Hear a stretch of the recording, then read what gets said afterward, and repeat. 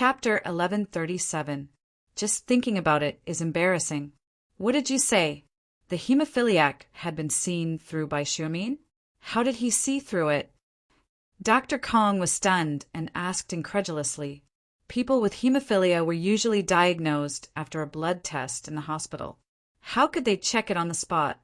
This is what happened. Kong Mingming didn't dare to hide it. He told his grandfather the details of the matter. After all, there were so many people watching. It would definitely spread. Are you saying that Guan Shuimin knew that Zhang Gongzi was a hemophiliac with just one look? Dr. Kong found it strange. Wasn't this too strange? Guan Shuimin's medical skills are that good? With just a glance, he could tell what illness someone was suffering from. Wasn't this similar to the legendary BNK? Yes, he saw it at a glance. Kong Mingming said, "Many people here saw it." Forget it. It's not that we miscalculated. It's just that things are unpredictable. Come back first. We'll discuss how to deal a blow to Miracle Dr. Guan's injury medicine. Dr. Kong wasn't too worried about it. Anyway, the Kong family's golden creation was mainly used for military supplies. The civilian market was only a small part of it. Most of the time it was out of stock. Therefore, Dr. Kong wasn't too concerned about Guan Shuimin taking over the civilian market. Okay, Grandpa.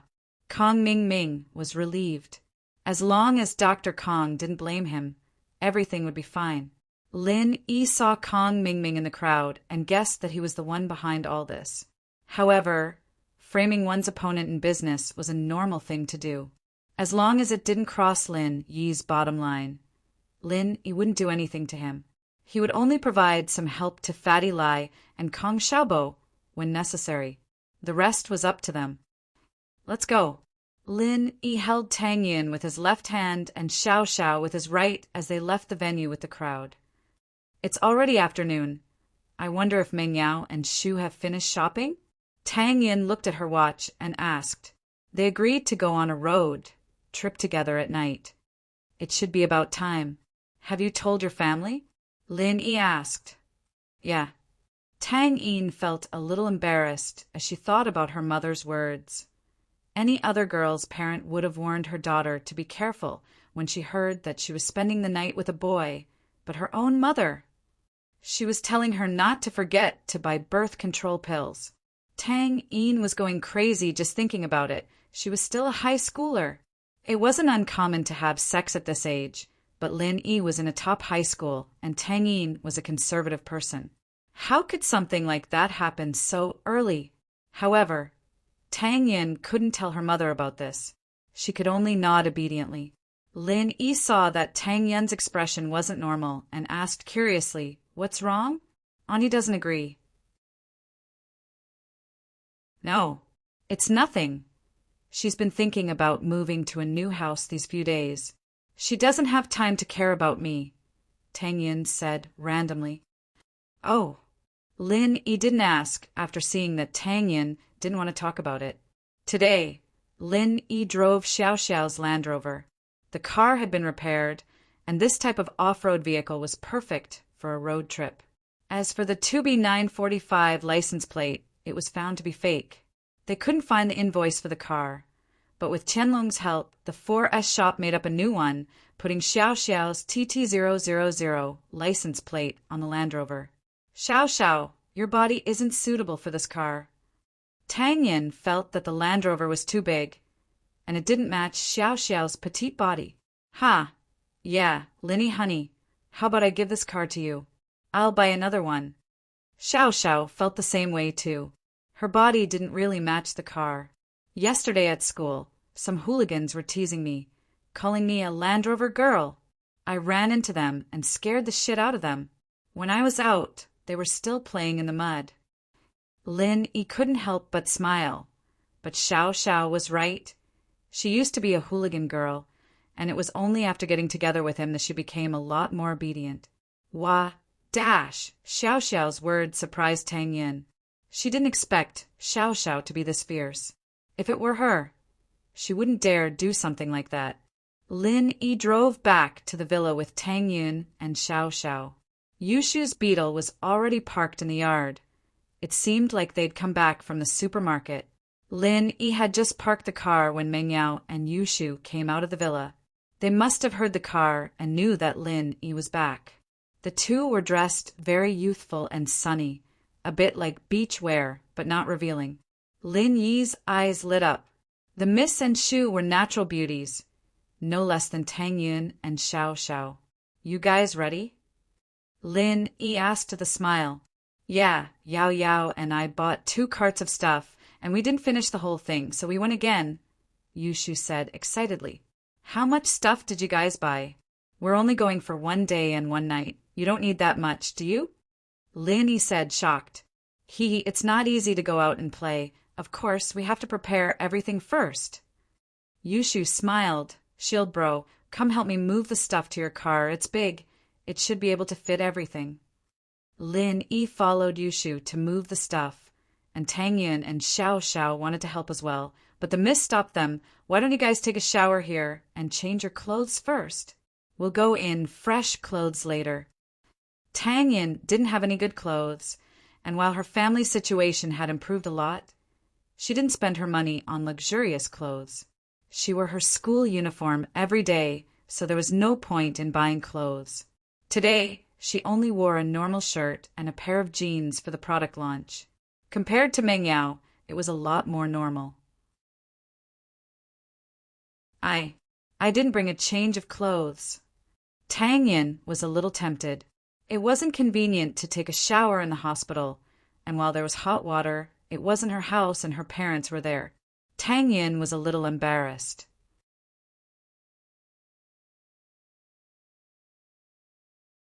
Chapter 1138. Tang Yun's inferiority. Complex Tang Yun couldn't accept Meng Yao's change. She had always treated Meng Yao as her rival in love, and she was always on guard against her. Even if Meng Yao got closer to her recently, she still didn't let her guard down. Tang Yin was a kind person, and she was afraid that Meng Yao had ulterior motives for being nice to her. She was afraid that she wouldn't be able to resist when they fought for Lin Yi. But Tang Yin was afraid that she was overthinking it.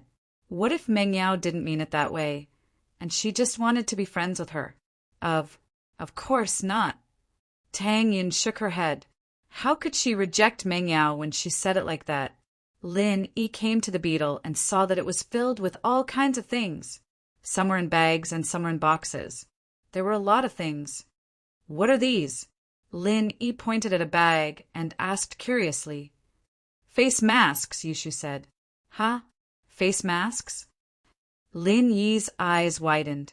The internet said that the wind is strong at night, so in order to protect the skin, we need to use face masks, Yushu said. Lin Yi was speechless, but he didn't say anything else. If Yushu said it was useful, then so be it. With the space of the rover, it was more than enough to store all these things. Lin Yi began to move the things out one by one and put them into the rover's trunk. Tang Yin looked at the bathroom, the luxurious marble floor, the exquisite white bathtub, and all kinds of unknown skincare products. Tang Yin couldn't help but sigh. She thought that her new house was good enough, but when she came to the villa, she realized that her house was just ordinary. But these bottles and cans of high-end products, only a rich young miss like Meng Yao could afford them. Tang Yin couldn't help but worry. Although she was invincible now, what about in the future? In another 10 or 20 years, his skin wouldn't be as good as Meng Yao's and Shu's. They'd been taking care of their skin for a long time, and he'd lost at the starting line. However, with Tang Yun's current family situation, they couldn't afford these things. Tang Yun sighed. This was the first time she felt the importance of money. Although she didn't have money before, she didn't have such a strong feeling. The bathtub was very clean, and it was obvious that only Meng Yao and Yushu had used it before. Tang Yun didn't mind since they were both clean people. It was good enough that they didn't mind her. She turned on the hot water and laid in the bathtub. She was going to university soon, and she couldn't just study like she did in high school. She had to become someone useful to Lin Yi. At the very least, she had to find a part-time job in his company. Not only could she earn some money, but she could also help Lin Yi take care of some things. Xiao Xiao had just showered in the morning.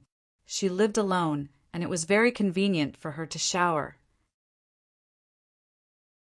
She went back to the yard to help Lin Yi load the car after helping Tang Yin out. There were a lot of things, but with the four of them working together, it didn't take long to load everything onto the rover. There was a Ferrari parked not far from the villa, and Jiang Wen and Tai Zhao were sitting inside. This Lin Yi guy, he's really enjoying the life of two women. He's got four beauties by his side. Jiang Wen said sourly as he looked at the yard. Yushu's a troublemaker. It's fine if you don't want her, but if you marry her when you'll be screwed over by her. Tai Zhao comforted. You're right, that girl's too ferocious, I can't handle her. Her life might be in danger if I bring her back. Jiang Wen nodded. Right, did you buy the things you need? We'll try to impress Meng Yao when we get to the beach. I've already told Yang Ganglu to buy it. Don't worry, he's very smart. Tai Zhao said. Lin Yi naturally saw Jiang Wen's Ferrari by the roadside. He found it funny. Driving a sports car to the beach? Was he sick? Could the chassis of that car even drive to the beach? But Lin Yi wasn't that nice to remind them. Meng Yao, Yushu, and Xiao Xiao went back to the living room to wait for Tang Yin. Lin Yi followed them to watch TV in the living room. Not long after he sat down, his phone came in. It was Fatty Lai. Hello. Fatty Lai, is the conference over? Lin Yi asked. Boss, it's over. Don't worry, Fatty Lai said. It's all thanks to you seeing through Zhang Gongzi's problem. Otherwise the conference would have been in trouble. Did you find out who sent them? Lin Yi knew who the mastermind was, but Lin Yi didn't want to waste too much time on the company. After this, Lin Yi planned to let Fatty Lai and Kong Xiaobo handle it. There are some clues. It's probably sent by our competitor, Dr. Kang's medical company. According to our employees, someone recognized Dr. Kang's grandson, Kong Ming, at the conference and met with Dire Wolf. Fatty Lai said, Then what do you want to do?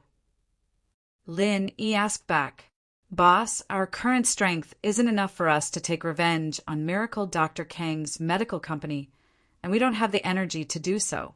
What I'm saying is that we should write this down and talk about it in the future. Fatty Lai said carefully, Okay, we'll do as you say. Lin Yi felt that Fatty Lai's idea was right. The company had just been established, and they didn't have the time to fight with competitors.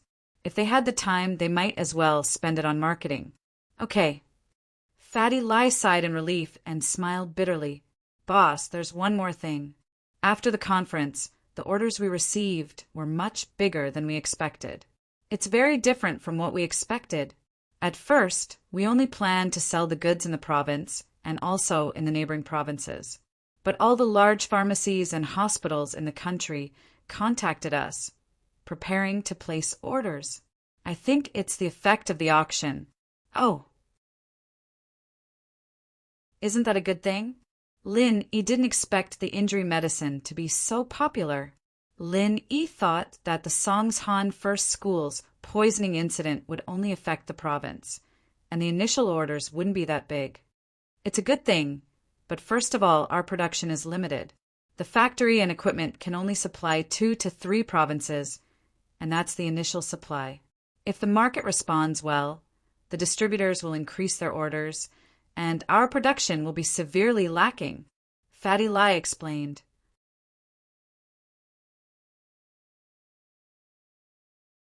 Chapter 1139. Won't let you suffer. Secondly, our sales network is not good. My trading company only has corresponding trading companies in the province and neighboring provinces. My initial plan was to slowly expand outwards and steadily expand the scope of business and sales. But the current situation has exceeded our expectations. Then what should we do? Lin Yi asked. He didn't know much about business. He could deal with competitors, but sales was a far cry. First, we need to expand our production and find a way to get loans to repair our factories, Fatty Lai said. Second, we need to expand our sales channels and set up branches in major cities. But that requires a lot of capital and management problems. If we set up multiple branches at once, the management system won't be able to keep up and we'll end up in chaos. Oh, can't we just send the goods directly from the headquarters without setting up branches? Lin Yi asked. Yes, but the consequences might be even more serious. Without a local branch to coordinate and supervise, there might be random price increases, random price reductions, hoarding, trading, etc. It'll have a huge impact on our company's reputation. Fatty Lai knew the consequences very well, so he was very worried. I say, Fatty Lai, you know I'm not good at business. Why are you asking me? Just tell me if you have any good suggestions. Lin, he didn't know whether to laugh or cry. Are you trying to scare me? My suggestion is to work with a company with a complete sales channel. But this company must be reliable and trustworthy. Otherwise, if our sales channel is in their hands, they might take over. That's not something we want to see, Fatty Lai said. All right, we'll do as you say. Lin nodded. But, boss, I haven't thought about the company yet. The business world is like a battlefield. How can there be friends forever? Fatty Lai smiled bitterly. I can't think of a suitable one at the moment. That's why I called you to discuss it, boss. Let me see. Lin Yi smiled bitterly. Lin Yi only knew a limited number of entrepreneurs. Other than Pingzhan, there weren't any other companies in Songshan that he was friendly with. All right, I'll think about the loan and funding first. Fatty Lai was just asking. If Lin Yi really didn't have a solution, he'd have to use the contract to control the sales company. However, this kind of mutual suspicion of cooperation was not a long-term solution. It could not achieve the greatest win-win situation. Not long after Lin Yi hung up, his phone rang again. Lin Yi thought it was Fatty Lai or Kong Xiaobo, so he picked up without thinking, hello. Miracle Dr. Lin? I'm Lu Tianyi. Lu Tianyi's deep voice came from the other side of the phone. Oh, Mr. Lu? Hello. Lin Yi was curious why Lu Tianyi would call him at this time. Lin Yi had a good impression of Lu Tianyi, especially when he lent money to him without hesitation. This made Lin Yi feel that Lu Tianyi was a good person, so he recognized him as a friend. Miracle Dr. Lin, I heard that your company will be releasing a new product today. Congratulations. Lu Tianyi smiled. I've sent a small gift, a check, and a red envelope to your company. Oh, thank you so much. Lin Yi didn't expect Lu Tianyi to send a gift. Lin Yi was a little surprised, but since Lu Tianyi was showing his goodwill, Lin Yi didn't need to slap him in the face. He accepted it with a smile. Thank you. I wanted to come personally to congratulate you, but considering that it's a new product launch and not an opening ceremony, I didn't go. Lu Tianyi said carefully. Lu Tianyi, Lu Tianli, and the old man had discussed for a long time about whether or not House Lu should send someone to attend the launch. In the end, it was Lu Jinghan who suggested not to attend, but to give a red envelope. That got the old man's approval. After all, House Lu wanted to get on Lin Yi's good side and build a long-term friendship with Lin Yi. They were planning to give House Lu's business channels to Lin Yi for free. If they showed up at the auction, it would look like they were too proactive, as if they were planning something. That wouldn't be good. After all, Lin Yi hadn't agreed to House Lu's business channels yet. From the looks of it, Lin Yi was quite happy with House Lu's red envelope.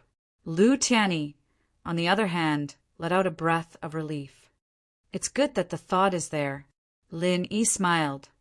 Oh, right, Mr. Lu, I have something to ask you. Please go ahead, Miracle Dr. Lin. What's there to ask? I'll tell you everything you want to know. Lu Tianyi said quickly. It's like this. My medicine company wants to set up some branches and sales channels all over the country. But our main focus is on expanding the factory and increasing production. We don't have the time to set up sales channels. I want to find a reliable partner to be in charge of sales. Lin Yi told Lu Tianyi about Fatty Lai's suggestion. Lu Tianyi definitely had more contacts than Lin Yi. Oh, you want to find a partner to be in charge of sales channels? Lu Tianyi was surprised and happy. House Lu had the same idea. They didn't know how to ask Lin Yi, but Lin Yi made this request first. How could Lu Tianyi not be happy? Lu Tianyi quickly said after the surprise, "Miracle, Dr. Lin. House Lu is a business family. If you don't mind, we can let you use our channels for free. And the management side can be managed by your side. We don't participate in the decision-making, only the operations. We won't take a single cent of the profits, but you'll have to take care of the staff's expenses, haha." Mr. Lu, are you serious? Lu Tianyi's words surprised Lin Yi. Lin Yi didn't expect Lu Tianyi to recommend himself and give such a good deal. Not only did it dispel Fatty Lai's worries, House Lu didn't want a single cent of the profits. Of course, Lin Yi understood Lin Yi's intentions. House Lu probably saw his potential and wanted to use this opportunity to get on his good side. Of course I'm serious. Lu Tianyi smiled. Miracle Dr. Lin, when have I ever joked? I really want to do something for you. I, Lu Tianyi, may be a small fry in your eyes, but I, Lu Tianyi, truly see you as a friend and savior.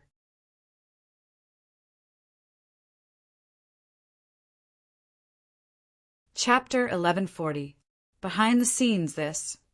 Lu Tianyi couldn't be any more excited. That was the pill of life extension and toxin cleansing. One pill was worth 300 to 400 million. There was also the special edition injury medicine, and that was only the second of it. From what Lin Yi said, he'd be giving him other pills as well. This was a great deal. These were all priceless items that other noble houses couldn't even get their hands on, but House Lu had it all. It was worth it. His niece's suggestion was great. Being a follower was amazing. No wonder Fatty Lai was so arrogant. There were so many benefits. Miracle Dr. Lin, I won't decline then. You can use our Lu family's resources as you please. Lu Tianyi took a deep breath and forced himself to be calm. He was really too happy. All right then, you contact Fatty Lai and discuss the specifics. I'm just a boss who doesn't have to do anything. I don't know much about these things. Lin Yi smiled. As for Lu Tianyi, Lin Yi was still in the testing phase. He couldn't trust him as much as Fatty Lai, so he only gave him some benefits.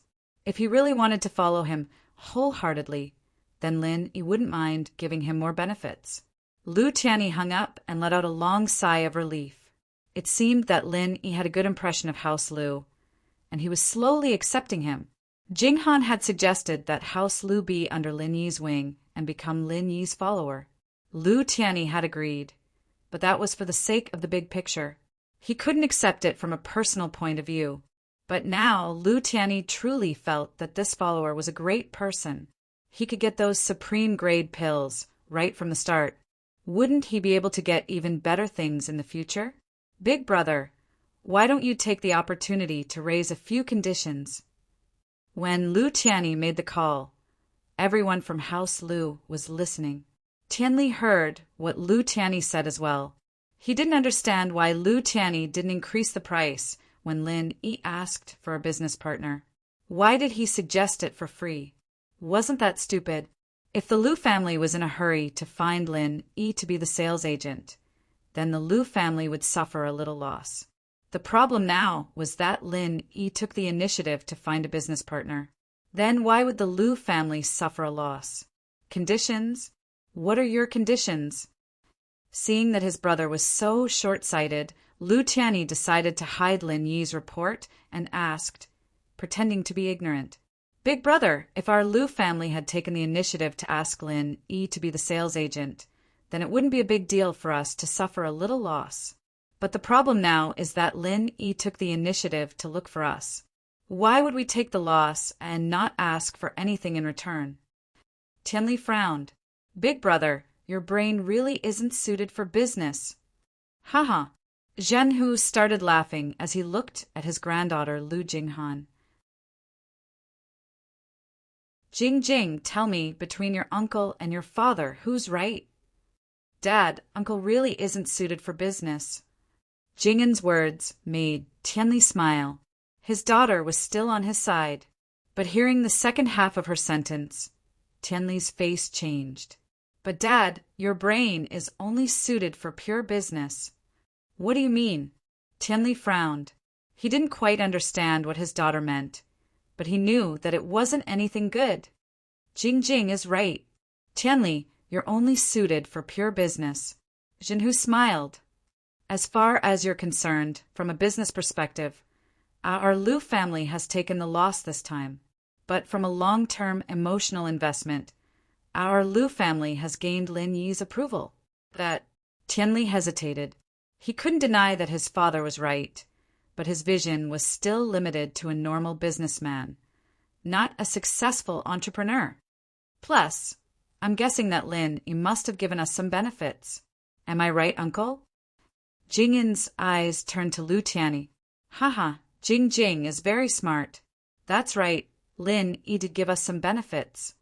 Lu Tianyi smiled. He didn't expect his niece to hit the nail on the head. Big brother, Lin Yi gave us benefits? Then why didn't you say anything? Tianli paused.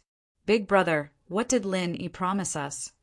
Lin Yi promised us some pills every year in return, including the pill of life extension and toxin cleansing and the special edition injury medicine. Do you think House Lu got anything in return this time? Lu Tianyi smiled. Pill of life extension and toxin cleansing? Just this one pill is enough for us to pay the price. And every year at that. This is so worth it. It's even better than the channel fees. Tianli smiled brightly upon hearing Lu Tianyi's words. The pill of life extension and toxin cleansing was a priceless item, and House Lu could get one every year. Wasn't that too awesome? If they couldn't use it themselves, they could sell it to a noble house they were on good terms with, and that would be their bargaining chip. Tianli nodded deeply at the thought. Big brother, you're the best. Lin Yi wouldn't have agreed to our benefits if we'd taken the chance to ask for something this time. Tianli, you're actually quite a talented person in the family business. But if we want to push House Lu to the top, we still have to rely on Jing Jing. It's just that Jing Jing will have to get married sooner or later. Lu Tianyi sighed. Boys and girls were the same for normal families, but for noble houses, they placed more emphasis on boys. After all, only boys could carry on the family line, and the noble house wouldn't change its surname. Girls, on the other hand, were different.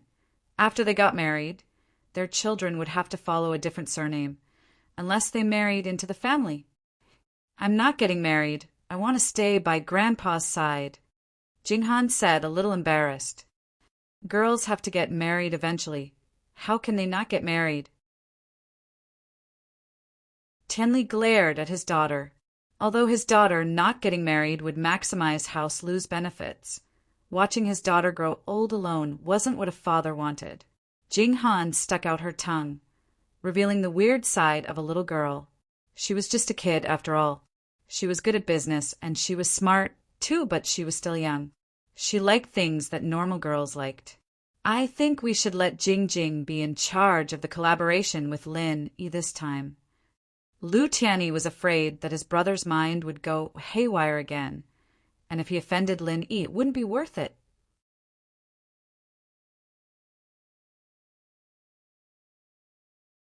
Chapter 1141. Chapter 1139.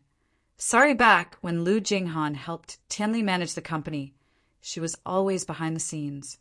Everyone thought that it was because of Tianli, but not many people knew that it was because of Lu Jinghan. Of course, those noble houses knew about this. That's good. Tianli, be careful. Don't offend Lin Yi. Jinhu said, Jing Jing won't show up now, but she might be useful in the future. Lu Jing'an's face reddened slightly. Her grandpa's words told her that her thoughts were seen through. Indeed, she wanted to approach Lin Yi with another identity because she was curious about Lin Yi. She wanted to get to know him privately and see what kind of person he was. Lu Jinghan was very confused. How did this person survive until now? House Yu, House Xiao and House Pai, all three hidden noble houses, were offended. And yet Lin Yi was still alive and kicking. This was the first person of the opposite sex that Lu Jinghan was curious about. Lu Jinghan was a smart girl. Naturally, she wouldn't pay attention to normal people. But Lin Yi did pique her interest. Of course, this interest didn't mean that she liked Lin Yi. Jinghan was just curious about him. Qianli didn't understand what his father meant. He thought that his father wanted to use his daughter as a trump card, pushing her out at a critical moment.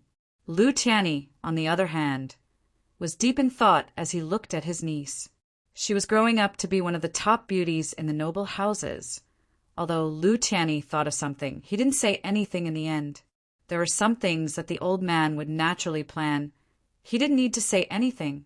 Sometimes the old man and Lu Jinghan understood things better than Lu Tianyi. Lin Yi hung up the call with Lu Tianyi. He was about to call Fatty Lai and tell him about this. But when he turned around, he saw Tang Yin walking down the stairs with only a towel wrapped around her. "Yao Yao, where are my clothes?" Tang Yin was upstairs, and after taking a shower, she realized that Meng Yao and Yushu weren't there. Meng Yao didn't prepare any clothes for her to change into, and she couldn't just go through their wardrobes. She thought that Lin Yi was moving things outside, and there were only girls in the villa, so a towel wouldn't matter. But she didn't expect Lin Yi to be here as well.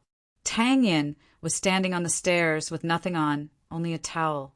From Lin Yi's angle, he could see everything under Tang Yin's body. Lin Yi couldn't help but feel his breath quicken.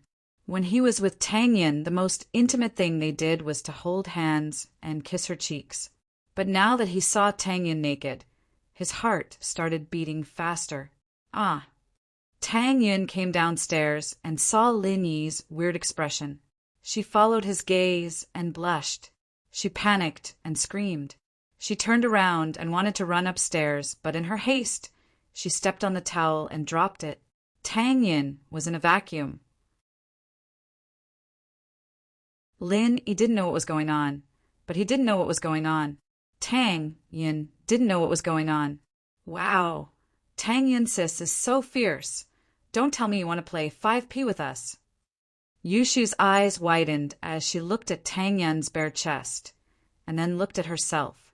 She muttered to herself, "And it's still not as big as mine, but it's bigger than Yao Yao sis."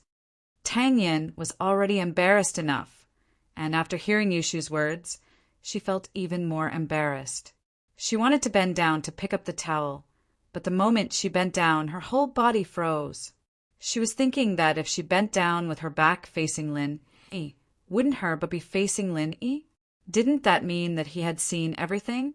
Thinking of this, Tang Yin was even more embarrassed, and her hand stopped picking up the towel. She wanted to rush upstairs to avoid any more embarrassment, but the more she wanted to run up, the more problems occurred in her panic. She stepped on the towel again, and her body tilted, sliding down the stairs. Dash! Tang Yin screamed. She didn't think that she would be so unlucky, slipping down again.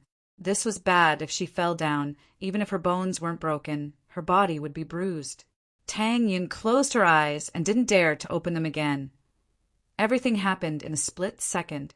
Although Lin Yi's heart was racing, he reacted the moment he saw Tang Yin fall down. He quickly ran up the stairs and caught Tang Yin. "Oh, Shield Bro is so amazing. I don't have to worry about falling down the stairs anymore." Yushu clapped. Meng Yao didn't know what to say, but Yushu was telling the truth. There was one time before Lin Yi came, when Yushu was showering upstairs when a cartoon came on. Meng Yao called her over to watch it, and Yushu didn't even wipe herself clean before running downstairs.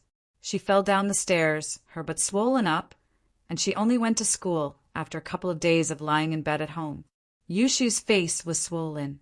Tang Yin thought that she would fall down for sure, but Lin Yi caught her at the critical moment. Tang Yin was both embarrassed and happy. Embarrassed that she wasn't wearing anything, and she was still naked. Happy that Lin Yi caught her. Meng Yao and Xiao Xiao both breathed out in relief. They were about to leave, and they didn't want anything to happen to Tang Yin. Meng Yao respected Tang Yin's love for Lin Yi, as well as her generosity in accepting Xiao Xiao. She felt that it was too petty of her to be enemies with Tang Yin, and so she started to worry about Tang Yin. Xiao Xiao, on the other hand, had been extremely grateful to Tang Yin ever since she accepted her. Naturally, she didn't want anything to happen to her. Yushu, on the other hand, looked at Tang Yin in Lin Yi's arms and asked with a sly smile, "Tang Yin, sis, does it feel good to have Shield Bro touch your boobs?" Ah, Tang Yin froze. She realized that Lin Yi's hand was on her chest. She struggled subconsciously, trying to get Lin Yi to let go of her. Lin Yi, on the other hand, realized that he was holding something soft in his hand. He didn't realize it in his rush. Lin Yi regretted it. He would have touched it properly if he knew this was going to happen. He didn't feel anything yet, so he had to let go. Lin Yi laughed dryly and let go, putting Tang Yin on the sofa. He said awkwardly, "I'm sorry, I didn't notice in the rush. Yao Yao, get some clothes for Tang Yin, I'll turn around first."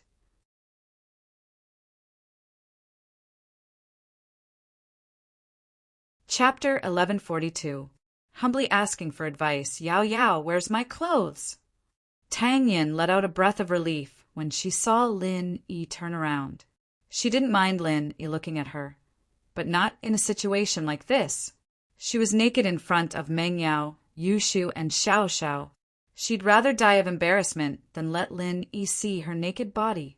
"Tang Yin, sis, why are you so shy? Don't you do it with Shield Bro all the time?" Yushu didn't let it go as she giggled. Tang Yin almost died of embarrassment when she heard Yushu's words. She didn't think that she would let Yushu use it as an excuse when she was arguing with Meng Yao. Meng Yao smiled when she saw Tang Yin's face turn as red as an apple. It seemed like there really wasn't anything going on between her and Lin Yi. At the very least, their relationship was similar to hers and Shu's. With that thought, Meng Yao couldn't help but feel relieved. She scolded Shu. "Shu, don't cause trouble here. I'll tear your mouth apart if you talk nonsense again." Oh, Yushu subconsciously touched her mouth, not daring to talk nonsense anymore. She turned to Lin Yi. "Shield Bro, did you feel good touching me just now?" Tang Yin had just breathed a sigh of relief when she heard Yushu's words. She was about to stand up and get dressed with Meng Yao when she heard Yushu's words. She almost tripped and fell to the ground. Lin Yi had just let out a breath of relief when Yushu came over to ask him a question like this. He felt a little awkward.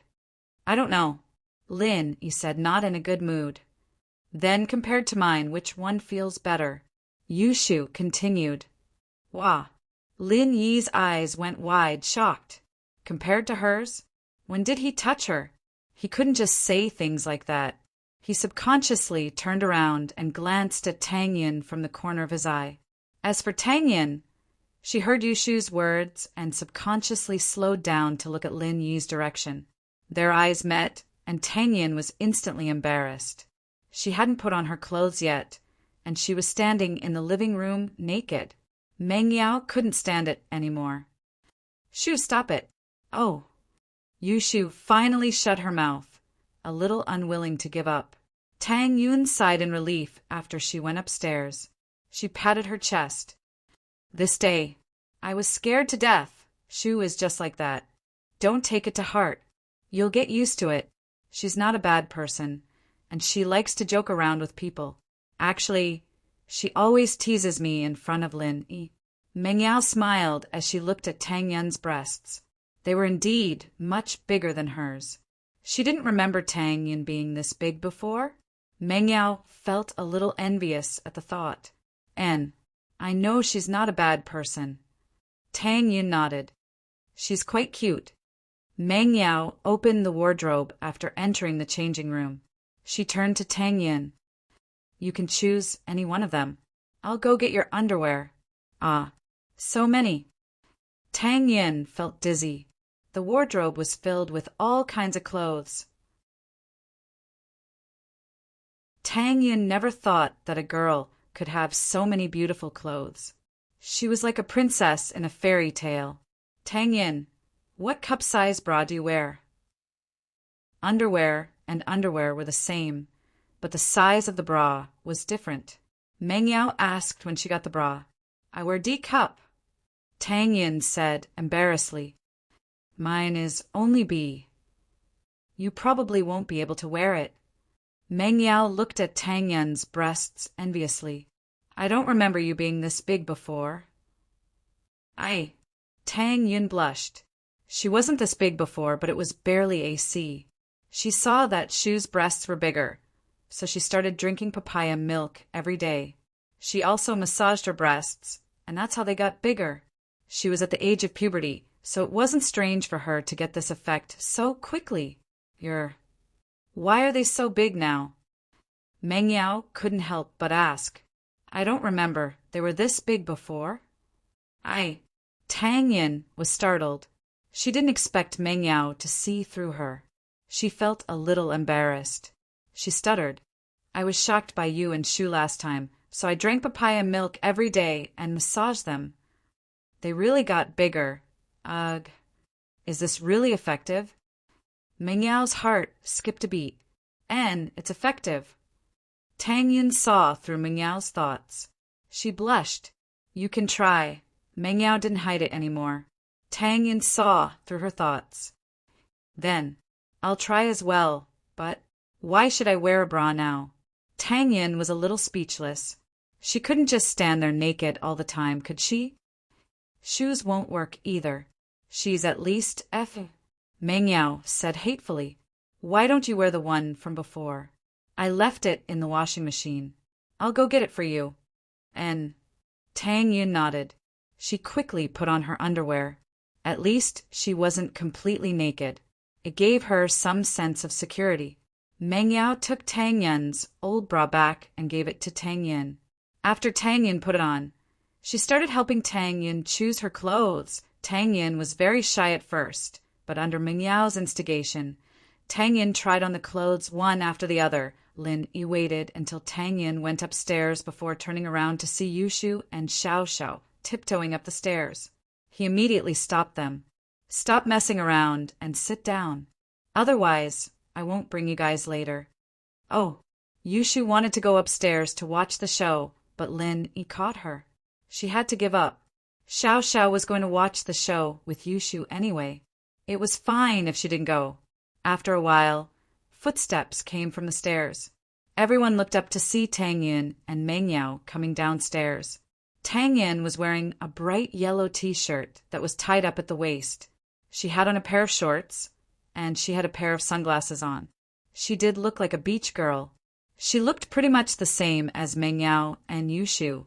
Lin Yi knew that Tang Yin wasn't any worse than Meng Yao and Yushu, but Lin Yi's eyes still lit up when she dressed up. What do you think, Lin Yi? Tang Yin is pretty, right? Meng Yao was a little pleased. This was her masterpiece.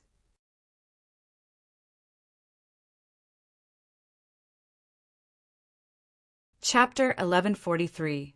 The car leaks as long as they didn't fight. Lin Yi would be able to continue living in the villa peacefully.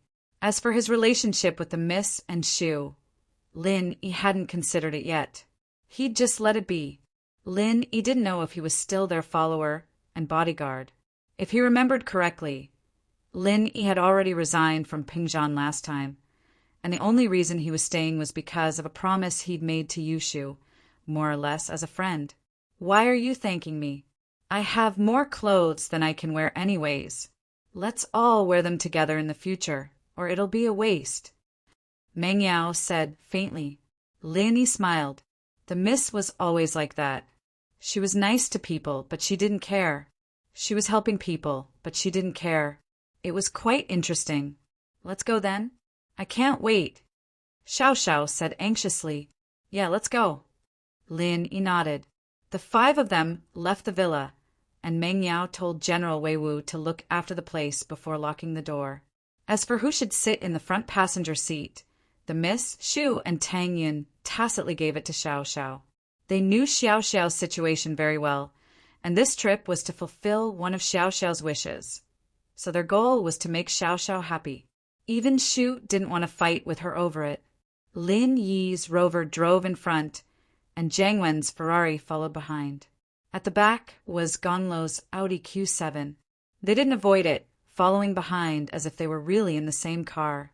Yao Yao, Jiang Wen's car is following us. Yushu looked behind and said to Meng Yao, I see them. Let them be. The miss frowned and didn't say anything. Lin E. Honey, pick the dirt road later. If they drive a sports car, we'll kill them. Xiao Xiao humphed. I was just about to say it. Yushu said. Lin E smiled, turned the steering wheel, and picked the worst dirt road in Songshan that led to the beach. There were very few cars on this road. Only agricultural vehicles would use this road to sell vegetables in the morning and evening. The rest of the vehicles were cargo vehicles that were not allowed to use the main road. This road was the kind that would become a road if it was used too much. There was no official maintenance, so naturally the road condition was very bad. This wasn't a problem for an off-road vehicle like the Rover, but for Jiang Wen's sports car, it was a bit of a struggle. Big brother, and why is this road so bad? I can't keep up.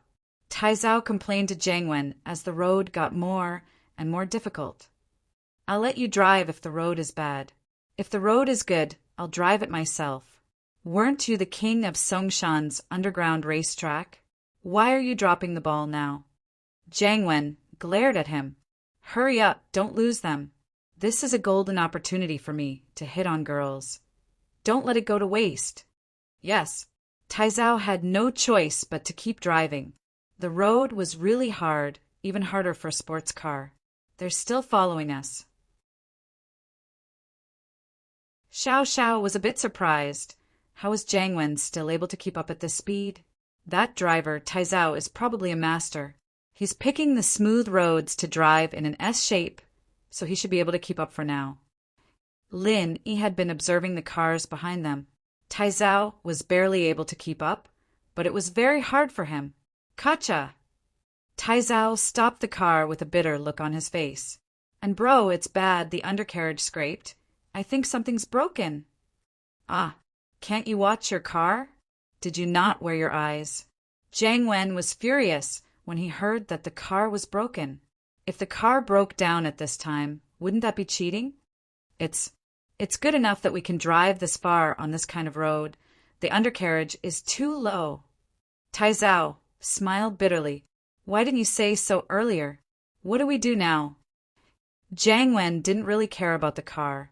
A sports car was nothing to someone like him who made money every day. It'd be troublesome if the trip was delayed. Why don't we take Gonglu's Q7 and let him wait for the tow truck? Tai Zhao suggested. All right, it's settled then. Jiang Wen said as he got off the car. Tai Zhao told Gonglu about it, and naturally, Gonglu stayed behind to wait for the tow truck, giving the Q7 to Jiang Wen and Tai Zhao. This Jeep is really different. Jiang Wen sat in the Audi Q7, feeling much more comfortable now. He'd almost died from the bumps earlier. They changed cars. Lin Yi knew that Jiang Wen wouldn't give up so easily, so he wasn't too surprised. Xiao Xiao, on the other hand, was a little disappointed. She'd wanted to mess with Jiang Wen and Tai Zhao, at least make them fall over. This was just the beginning. The road ahead was going to be tough. She didn't expect them to change cars in time. Whatever, let's just follow them. We'll mess with them later, we'll kill them. Xiao Xiao said with gritted teeth. Meng Yao suddenly realized that having an idiot like Jiang Wen following them was quite an interesting thing. At least they wouldn't be lonely on the road. Of course, the prerequisite was that Yushu and Xiao Xiao, these two devil incarnate, were there. Otherwise, she really wouldn't know how to deal with him. Songshan's beach area was divided into the beach area and the normal area. The beach area was a relatively safe area, and there were safety nets in the middle of the water, preventing the beasts from entering the swimming area. This was enough to ensure the safety of the tourists. But this area had the most people, and the water quality was the worst as well. After all, there were people bathing every day, and the water quality wasn't that great. Lin Yi planned on going to the normal beach area. There weren't many people here, and normal people wouldn't choose to swim here. After all, normal people would only run when they saw sharks, not people like Yushu and Lin who wanted to catch sharks to eat. Tai Zhao drove the Audi and followed Lin Yi's Land Rover. The sky was getting darker, and Lin Yi's road was getting more and more deviated. Tai Zhao wasn't a very brave person, and he was starting to get worried. And bro, what is this place? Why is it so dark? There aren't even any streetlights. This isn't right. I'm a little scared, Tai Zhao said carefully as he locked the car door.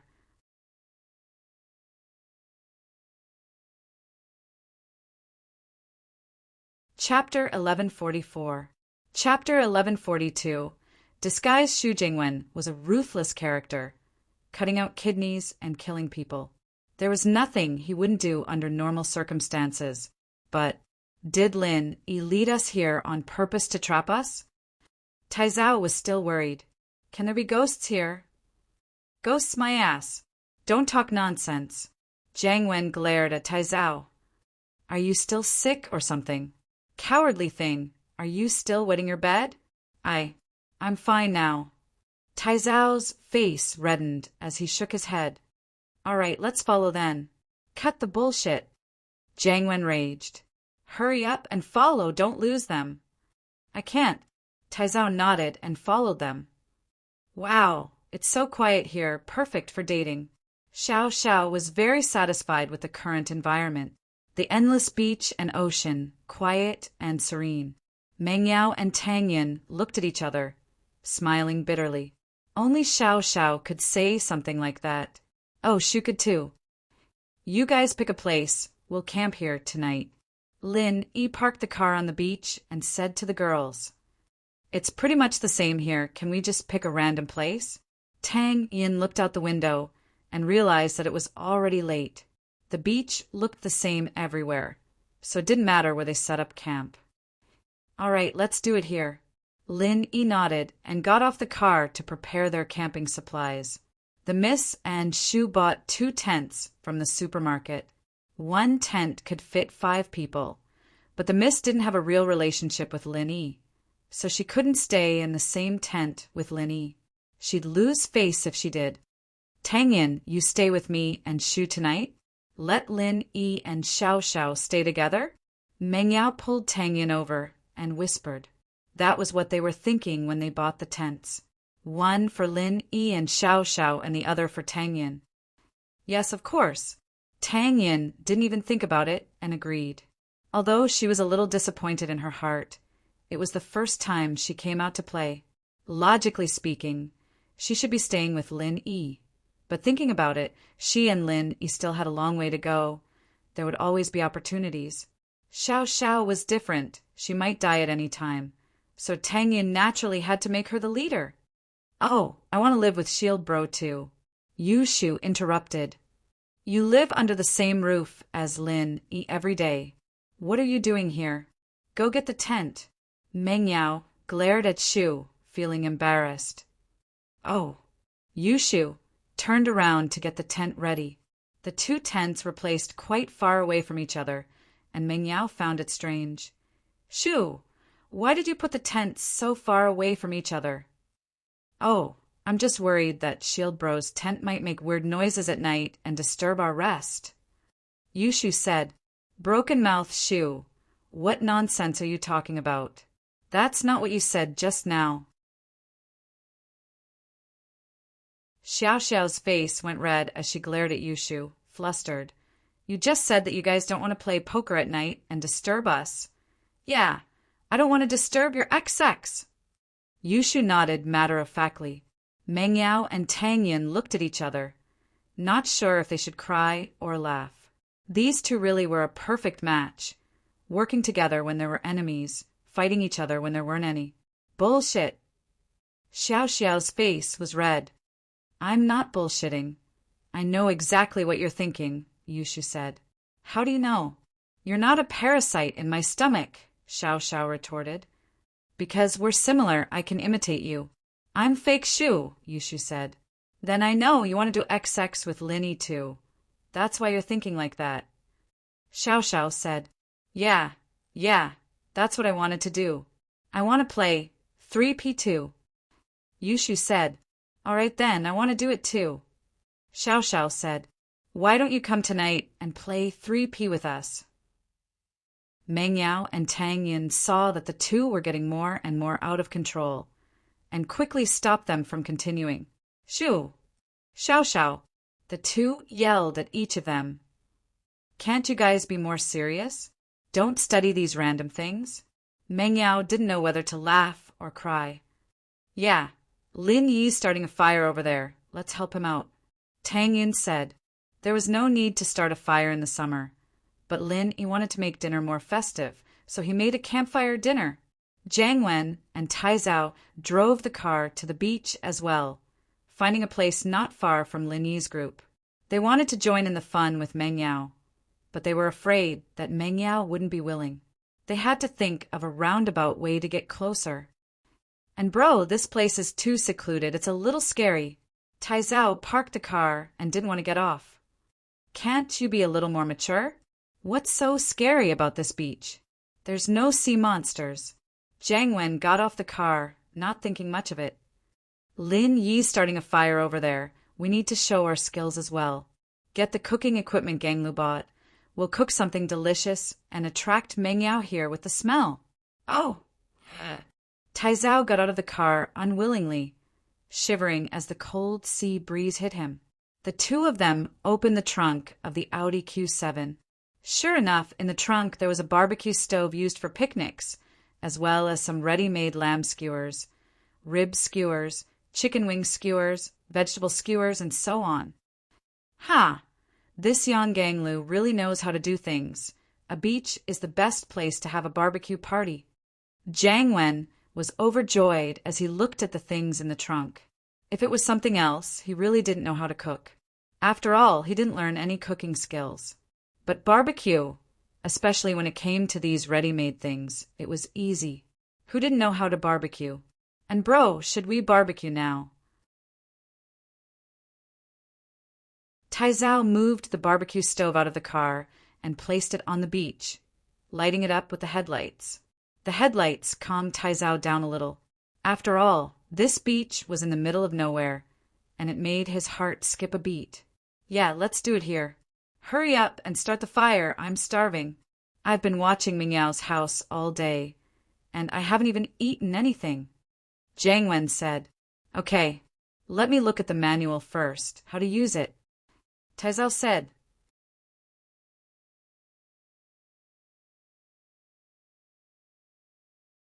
Chapter 1145.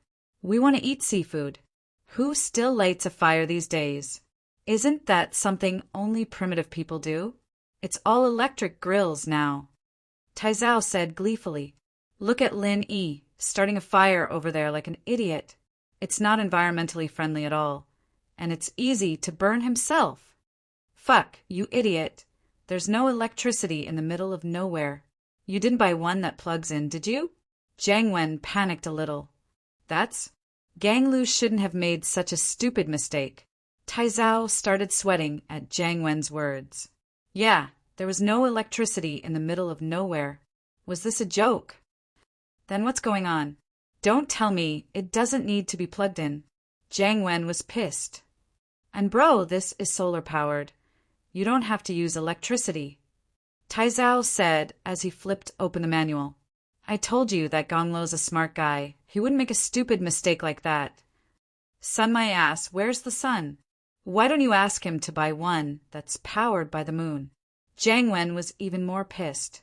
What the hell was this, solar-powered? And bro, calm down. I'll call Ganglu right now and see what's going on. Tai Zhao wiped the cold sweat off his forehead. What the hell was with this Ganglu? Why did he buy such a stupid thing? Ask him then. Jiang Wen waved his hand, troubled. Ganglu, what's wrong with you? Why did you buy a solar-powered grill? Where's the sun at night? What do you expect in bro and I to do with it? Tai Zhao scolded Ganglu right to his face. Tai Zhao bro, this is the latest high-tech product, an upgraded version of the 3-in-1. It's the best-selling model right now. Gang Lu said, a little wronged. Not only can it be powered by the sun, but you can also do it by hand, and you can connect it to the cigarette lighter in the car. Is that so? Why didn't you say so earlier? You scared me. Taizao breathed out in relief upon hearing that it could be powered by hand and a car. How's and Bro's sports car? I'm in the workshop. I'm repairing it. Yang Ganglu said, All right, you can repair it first. I'm going to barbecue with Big Brother, and Taizao hung up the phone and turned to Jiang Wen.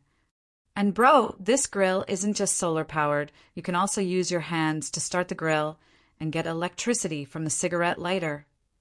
I see, I've wronged Ganglu then. This is good stuff. Hurry up and put it in the car. I'm going to barbecue. Jiang Wen was delighted. Sure enough, after the barbecue grill was inserted into the car, it heated up and even shone with a colorful light. It was very beautiful. Taizao put the meat skewers and chicken wings on the grill and started grilling them, filling the air with the aroma of barbecue. You roast it first. I'll go get Meng Yao and the others. With that, Jiang Wen walked over to Lin Yi's side and turned to Meng Yao, who was going to help Lin Yi. Yao Yao, you guys are here too? We're having a barbecue over there. Do you want to join us? What do you like to eat? I'll get Taizao to make some for you. Meng Yao frowned. She'd thought that Jiang Wen would wait a while before coming to talk to them. But Jiang Wen came right after they'd settled down. We've prepared our own food. You guys eat yourself. Thanks for the offer. Meng Yao said indifferently. Haha, it's fine, it's just the two of us. We've prepared a lot of food. Lamb skewers, pork skewers, vegetable skewers, chicken wing skewers. Jiang Wen said excitedly, Yao Yao, and I want to eat seafood. Yushu interrupted Jiang Wen's words. Ah, seafood? Jiang Wen paused. He'd looked at the meat skewers in the car. They were basically all beef, lamb, chicken, and the like. There wasn't any seafood. It's so nice to have a barbecue party at the beach. Why do we have to eat seafood?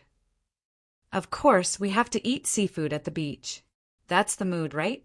Eating seafood with the sea breeze is the best. You can eat barbecue anywhere. We can even have a barbecue party in our yard.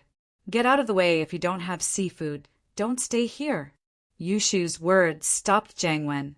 But there's no seafood here, Jiang Wen said bitterly. Isn't there seafood everywhere in the sea? What a joke. Yushu pointed at the sea. Ugh, I see. You guys wait. Jiang Wen couldn't do anything else, so he gave up and ran back to Taizao to think of something. Jiang Wen felt that he'd made a mistake. He should have asked Meng Yao what they wanted to eat when he went to her house, but it was too late now. Shoo, you're so bad. You're not telling him to go fishing for seafood, are you? Meng Yao couldn't help but laugh. Wasn't this just torturing him? I'm not asking him to. If he wants to understand it that way, then so be it. Yushu shook her head with a serious face. Meng Yao shook her head. With Jiang Wen's personality, he'd probably send Taizao out to fish for seafood. But what could he do in the middle of the night? As expected, Jiang Wen and Taizao went back to discuss and decided to go fishing for seafood. Mutton skewers and chicken wings were delicious, but Meng Yao didn't like them. Jiang Wen's main purpose for coming to the beach was to attract Meng Yao's attention and get on her good side. Now that Meng Yao wanted to eat seafood, of course he'd have to find a way to satisfy her request. Drive the car to the beach and shine the headlights on. We'll go fishing for seafood. Jiang Wen gritted his teeth. All right. Taizao, of course, did whatever Jiang Wen said. He didn't really want to go fishing for seafood in the middle of the night, but he couldn't fall behind since Jiang Wen was doing it himself. Jiang Wen and Taizao changed into swimming trunks and dove into the sea under the light of the headlights.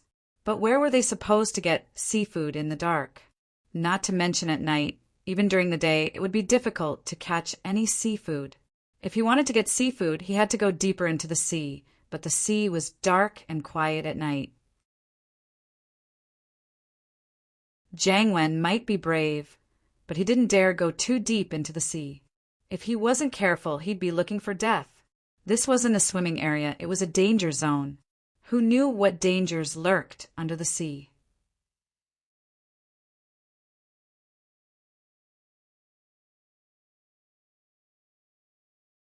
Chapter 1146.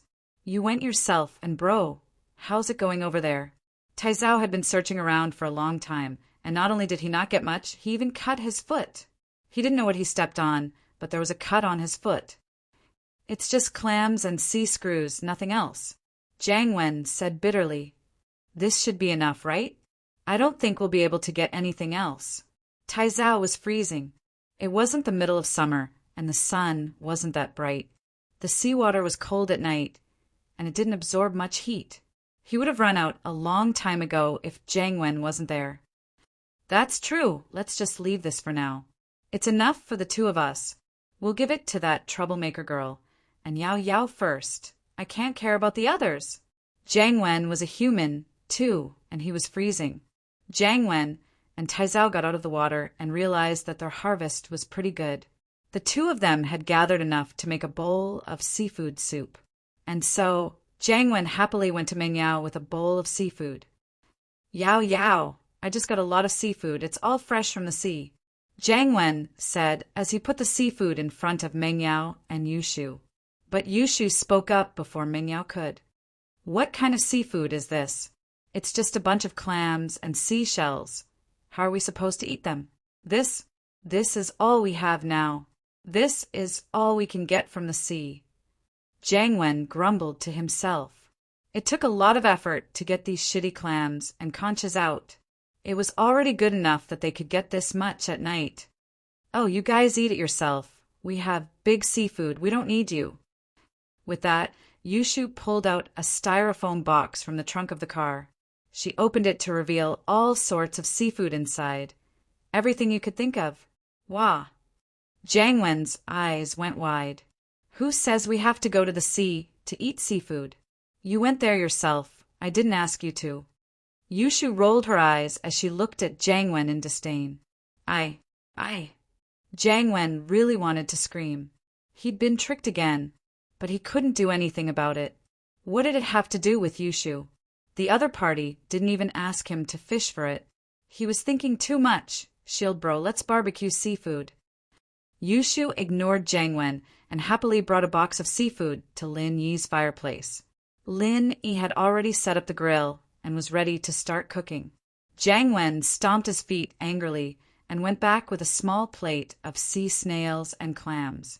Big brother, and why are you back? What did Meng Yao think? Are you touched that we went fishing for seafood in the middle of the night? Taizao was quite far away and didn't hear the conversation. Touched my ass. Jiang Wen wasn't angry anymore, but Taizao brought it up again. They have seafood in boxes from the supermarket. Why would we go fish for them? Idiots. Ah, then why didn't they say anything? Taizao blinked. He almost froze to death for nothing. Man, it's my fault for not asking. Jiang Wen knew that Yushu was hiding it on purpose, but it was also his fault for not asking in detail. He'd been tricked twice already. If he'd asked Meng Yao what they wanted to eat, he'd have gone to the supermarket and bought it. If he'd asked if they had seafood, he wouldn't have gone fishing for it. Then, and bro, what do we do now? Taizao asked. Eat it ourselves. Jiang Wen said, troubled. We'll be fishing for nothing. Lin Yi started roasting the seafood over the fire, and the aroma wafted into Jiang Wen and Taizao's nostrils, making them drool even more. We'll do it too. Jiang Wen gritted his teeth. Don't we have lamb skewers and chicken wings? It's not any worse than theirs. That's right, I'll go prepare it now.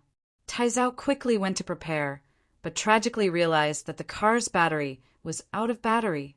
He'd used the headlights to go fishing for seafood, but forgot to turn the car on and used too much power. And bro, it's bad. The battery is dead. Su Taichin cried out bitterly as he tried to drive the car for a while. Huh? Out of battery? What's wrong with you?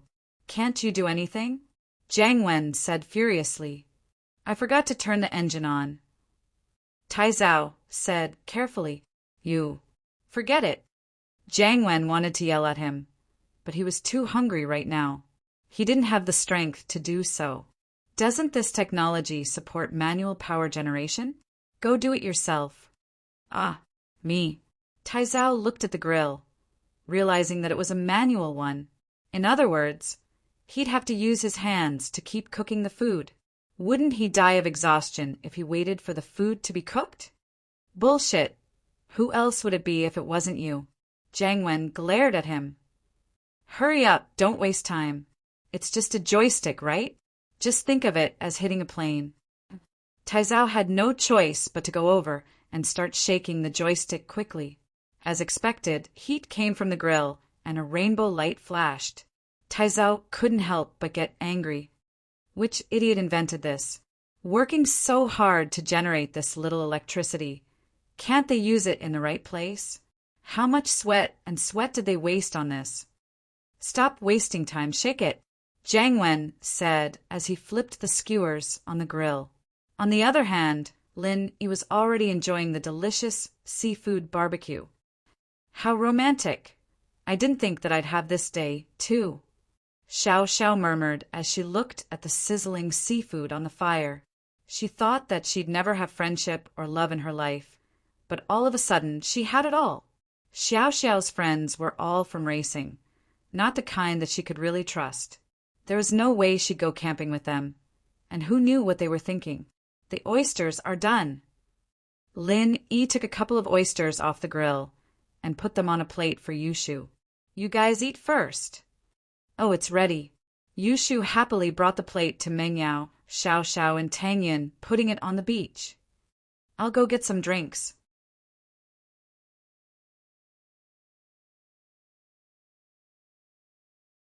Chapter 1147. Chapter 1145. Xiao Xiao's misunderstanding. Xiao Xiao regretted that she was a step too late, letting Tang Yin get to it first. Man, she was such a failure as a small wife. But she didn't want to be outdone. She followed Yushu to the car to get the drinks for Lin Yi. But the moment they got to the car, Yushu tossed the drinks into Xiao Xiao's hands, leaving only one. Here, take it. Ah, Xiao Xiao blinked, but Yushu was already running towards Lin Yi. Yushu quickly ran to Lin Yi and waited for Tang Yin to put the oyster into Lin Yi's mouth before opening the can and passing it to Lin Yi, smiling. Shield bro, after eating the big wife's oyster. Have a sip of the small wife's drink. Cunning Shu, you're too evil. I was just about to give Lin Yi honey a drink. Xiao Xiao was furious as she hugged the drinks. She glared at Yushu. What small wife are you? You're not even certified yet. I'm the real small wife. Hee, so what? It's your fault for being half a beat slower. Yushu didn't care. Humph. Xiao Xiao glared at Yushu, not saying anything. All right, I'll let you have it then. Yushu thought about it and decided to give the chance to Xiao Xiao. Xiao Xiao was about to die, so what was the point of fighting with her? Meng Yao and Tang Yin looked at each other, both seeing a helpless, bitter smile in each other's eyes. Xiao Xiao and Yushu were really evenly matched, and they couldn't be happy if they didn't quarrel with each other. But once they got used to it, it was fine. After all, they didn't have any bad intentions, and it was just a fight of words. They wouldn't hurt each other. After enjoying the seafood barbecue, Lin Yi put out the fire and cleaned up the trash, putting it in a bag. This was not a beach. No one collected the trash. If these things were left here, it would obviously damage the environment. As planned, Lin Yi and Xiao Xiao stayed in one tent, while Meng Yao, Yushu, and Tang Yin stayed in the other tent. The two tents weren't too far from each other, but in the silence of the seaside, if Lin Yi and Xiao Xiao were to really do something, the tent on the other side would definitely hear it. After dinner, Meng Yao and Tang Yin dragged Yushu back to their tent, leaving only Lin Yi and Xiao Xiao. Shall we go back as well? The atmosphere was a little ambiguous and awkward. Lin Yi hesitated for a moment before asking. Yeah. Xiao Xiao nodded, blushing. She was starting to get a little scared again. Was the legendary event really going to happen tonight? Xiao Xiao was looking forward to it, but she was also a little shy. Since she had decided to be with Lin Yi, Xiao Xiao naturally treated Lin Yi as her first and last man, the only man in her life. Xiao Xiao's situation didn't allow her to hesitate. Once she made up her mind, She had to keep going. Other people might have the chance to break up, but Xiao Xiao didn't have the time. No one in her mother's family could escape the curse of fate. It had been like this for generations, and Xiao Xiao didn't think she'd be able to escape this at all. So, she had to be very, very careful when it came to choosing a partner. Once she made up her mind, there was no room for regret. Even so, being alone with Linny in the tent, Xiao Xiao couldn't help but feel a little reserved. She might seem bold, but most girls would be hesitant and shy when it came to something like this. What's wrong? Lin noticed that something was wrong with Xiao Xiao, too. She was acting like a punching bag as she followed him around. This wasn't the same Xiao Xiao from before, was it? It's nothing. Xiao Xiao was struggling in the depths of her heart. She kept asking herself, did she like Lin or not? Was she with him because she wanted revenge, or had she really fallen in love with him? Xiao Xiao didn't have that much of a dilemma at first. From her perspective, it didn't matter if she was messing with Lin Yi or if she loved Lin Yi. As long as she slept with him, he'd care for her more, and he'd be even sadder when she died. But now that things had come to this, Xiao Xiao couldn't help but hesitate. After all, for every girl, the first time was very precious. Xiao Xiao's thoughts were just thoughts, but if she really did it, it'd be different. Huh? What? You're afraid I'll eat you up? Lin Yi joked, seeing the awkward atmosphere. But the listener didn't mean what he said. It was just a normal joke, and there wasn't much meaning behind it. But in Xiao Xiao's ears, it was full of different meanings. Normally, I'll eat you up wasn't a big deal, but the meaning behind it was a little ambiguous. If you really had to explain it, you could split it into 3 types. First, I'm hungry and I want to eat you up. This was the original meaning. This kind of situation often occurs between 2 ferocious animals, one high and one low. For example, a tiger says to a goat, I want to eat you. Second, I'm not hungry, but I hate you, and I want to eat you up to vent my hatred. This was the extended meaning. This usually happened between 2 enemies, like 2 people fighting, and one said, I want to eat you up. Third, I want to push you down. This was the popular meaning.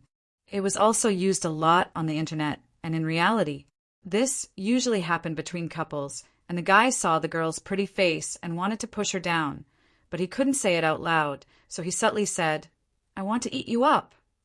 Or maybe the girl was in a very emotional situation and wanted to give herself to the boyfriend, but was too embarrassed to say it out loud, so she said, eat me up.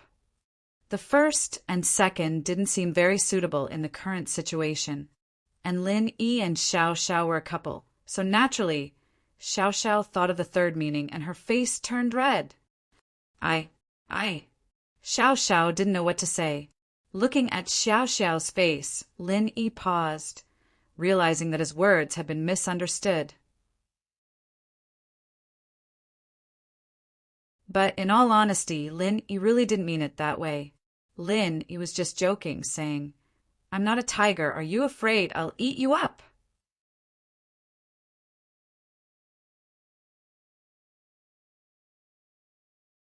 Chapter 1148. Chapter 1146. Lin Yi's worries, yeah. Xiao Xiao nodded and went into the tent with Lin Yi.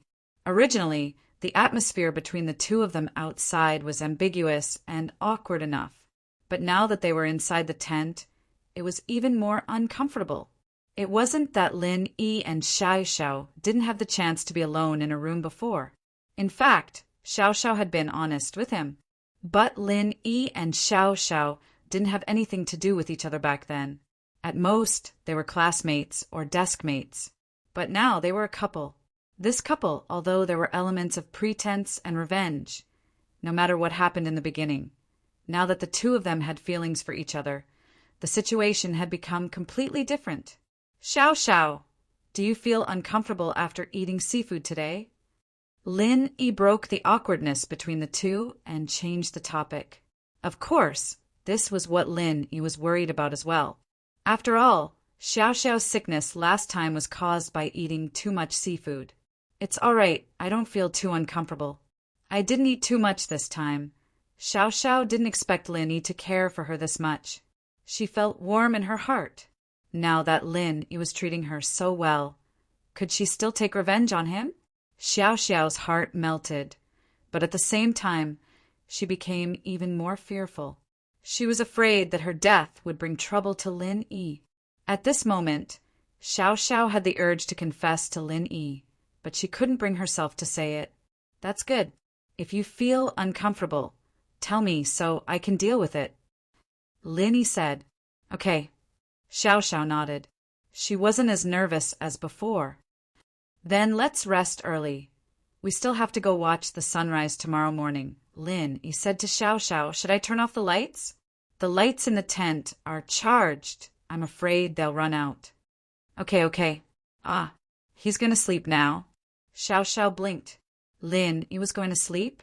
She looked at Lin Yi with some uncertainty. Was Lin Yi resting, or was he doing something that couples should do after turning off the lights? The sun rises very early at the seaside. If we don't get some rest, we won't be able to get up tomorrow morning, Lin Yi said. Oh. Xiao Xiao couldn't tell from Lin Yi's words what Lin Yi really meant, so she just nodded. Lin Yi casually turned off the tent's light. At this moment, the tent was instantly plunged into darkness. Sleep early, good night, Lin Yi said to Xiao Xiao as he laid down. Xiao Xiao paused. She didn't think that when he said he was going to sleep, he really meant sleep. Looking at Lin Yi, it didn't seem like he had any intentions of taking off his jacket, nor did he want to get closer to her. This made Xiao Xiao feel a little uncomfortable. She opened her eyes and looked at Lin Yi, who was lying on his back. Lin Yi was lying on his back. The two of them were lying so close together, and Xiao Xiao should have been very nervous and excited. But she didn't feel that way at all, because she felt that Lin Yi didn't seem to have any intentions of going any further. She waited for a while, but Lin Yi didn't react at all.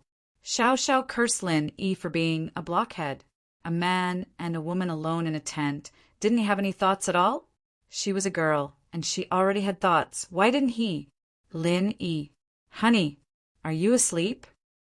Xiao Xiao couldn't help but ask. Not yet. Lin Yi smiled bitterly as he opened his eyes. In actuality, Lin Yi wasn't Lixiaoyi. Lin Yi didn't have the unruffled heart art to protect himself. But Lin Yi had an extraordinary willpower. Lin Yi had feelings for Xiao Xiao. There was no doubt about that. But before he figured out how to deal with Xiao Xiao, Lin Yi didn't have the mood to do anything else with her. The more he interacted with Xiao Xiao, the more he realized that he'd developed an unforgettable feeling for this girl. But the more it was like this, the more worried Lin Yi felt. He didn't want Xiao Xiao to die, but there was nothing he could do. People called him Miracle Dr. Lin, and he had the art of dragon mastery, but he still couldn't do anything about Xiao Xiao's illness. This was the tragedy of being a miracle doctor, right? There were quite a lot of cases like this, treating people their whole lives, but not the people around them. Then, let's talk? I can't sleep. Xiao Xiao didn't feel sleepy at all. Lin Yi was right beside her, and she was excited and nervous. She didn't want to sleep at all. Talk about what? Lin Yi turned his head around. He couldn't see Xiao Xiao's expression in the dark, but her bright eyes were clear.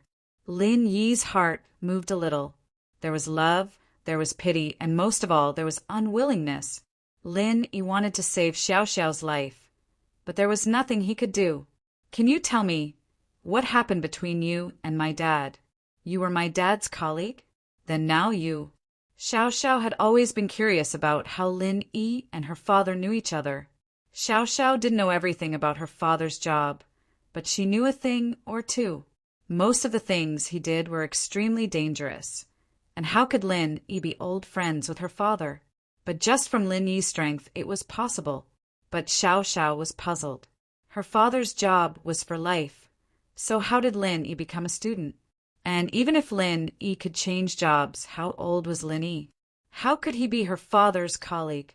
All these questions filled Xiao Xiao's heart with questions. Haha, there's nothing much to say. I'm not on your father's side. I joined as an external helper, so I'm more free and relaxed. Lin Yi shrugged with a smile. That's all I can say. Some things are confidential, I'm sure you understand. Oh, I see. Xiao Xiao was a little disappointed, but it wasn't her place to ask more. Jiang Wen and Taizo's tent.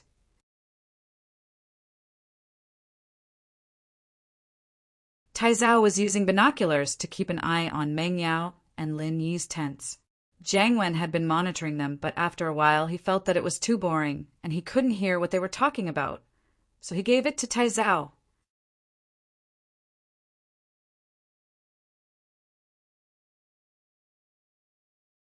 Chapter 1149. Chapter 1147. Plan begins. Oh, so you're saying that Lin Yi and Yao have nothing to do with each other? Jiang Wen was overjoyed. That should be the case. Their tent can fit 5 people. And if Lin Yi really has something to do with them, why would he go out alone with Xiao Xiao? Taizao analyzed. That makes sense. Does that mean that my chances are quite high? That Meng Yao doesn't like Lin Yi at all, and she's just using him as a shield? Jiang Wen thought about it and slapped his thigh. That's right. I finally understand why that Yushu girl calls Lin Yi shield bro. She's definitely using Lin Yi as a shield, and it has nothing to do with Lin Yi at all. And bro, you're a godly man, coming up with such a brilliant theory. You could be a detective. You're the famous detective in Nermos. Taizao felt that Jiang Wen's words made sense. I knew it. No matter how strong Pingzhan is, there's no way he'd marry his daughter off to Lin Yi when Lin Yi already has a girlfriend. What's wrong with that? It'd be fine if Lin Yi was some rich kid, but he's just a bodyguard. What's so great about that? Great. Today's trip was really not in vain. I believe that as long as I keep working hard, I'll win Meng Yao's heart for sure. Jiang Wen was filled with fighting spirit. Let's start our plan A. Plan A? Now. Taizao paused. But the executor of the plan, Gang Lu, isn't here? He's not here, but you are, right? Don't you know how to execute the plan? The 3 of us came up with this plan, so you take over. Jiang Wen ordered with a frown. Ugh, but it's so dark, I'm a little scared by myself. Taizao looked out of the tent and saw that it was pitch black outside. Other than the moonlight, there wasn't a single light to be seen. It was a scary sight on this empty beach. Are you kidding me? You're pretending to be a ghost. People are afraid of you, okay? You're still afraid? What do you have to be afraid of? People run when they see you. Jiang Wen said hatefully, Why are you such a coward? This all right. Taizao had no choice but to nod. Gang Lu wasn't here, so he couldn't just let Jiang Wen pretend to be a ghost, could he? In the plan, Jiang Wen was supposed to catch the ghost and play the role of a hero rescuing a damsel in distress. Who was going to save the damsel in distress if he was the one pretending to be the ghost? With that in mind, Taizao tiptoed out of the tent and went to the trunk of the car to prepare it. Meng Yao, Yushu, and Tang Yan's tent. The 3 girls were putting on face masks, and it was Tang Yan's first time enjoying something like this. She was looking forward to it. She'd never put on a face mask before, and her family's financial situation didn't allow her to buy such luxuries. It feels so weird. Tang Yin touched her face that was covered by the mask and said curiously, It's not fair. You've never used a facial mask before. Why is your skin so good?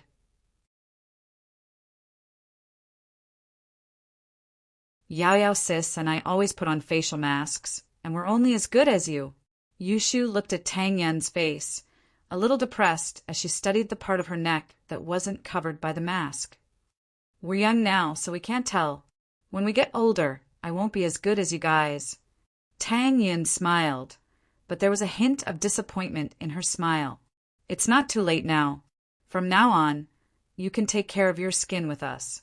Your skin won't be too bad in the future, right? The miss felt the disappointment in Tang Yun's voice and quickly explained. Tang Yun sighed lightly. It's expensive, right? I can't afford it. Tang Yin was a little embarrassed when she said it, but she wasn't the type to put on airs. She didn't have money, so what if she was poor? Shield Bro is rich, and he's starting a medicine company now. He'll be a rich man in the future, and I'll have to rely on him for my livelihood. Aren't you the main wife? Why aren't you the second wife? Yushu said. It's not easy for him to earn money, right? Tang Yin knew that Lin Yi was rich, but it wasn't something that could be changed in a short period of time. I think it's pretty easy. The miss, who hadn't said anything until now, finally spoke. Tang Yin was amused by the miss's words. It seems like Lin Yi's earning money is much easier than Daddy's. Meng Yao said with a serious face. How much is the total assets of Daddy's company? But Lin Yi's company had hundreds of millions of cash flow at the beginning. Hundreds of millions? This concept was too far away for Tang Yin. She had never seen so much money before. It was an astronomical figure, and Tang Yin had never thought about it before. Don't mention hundreds of millions. Even tens of thousands was a huge amount for Tang Yin's family. When she was with Lin Yi, she never thought about how much money he had, and it was the same now. She never thought about being greedy for Lin Yi's money. We'll see. Tang Yin shook her head. Right, Yin sis? Aren't you jealous when you see Xiao Xiao and Shield Bro together? Yushu saw Xiao Xiao calling Tang Yin sis, so she followed suit. No. Tang Yin shook her head. You're so generous. Yushu looked at Tang Yin, wanting to find evidence of her lying. How can I be as generous as you? You keep saying that you want to be the second wife, Tang Yin retorted. It was just a joke. The miss was a little embarrassed, blushing. Shu and I were worried about Lin Yi's safety. That's why we said that. It's not like that. Yao, why won't you admit it? Didn't you say that you like Shield Bro? Yushu was panicking. When did I say that? I said that I don't like him. Meng Yao corrected. Is that so? Did I remember it wrong? Yushu scratched her head, a little depressed. Man, then how am I going to be the second wife in the future?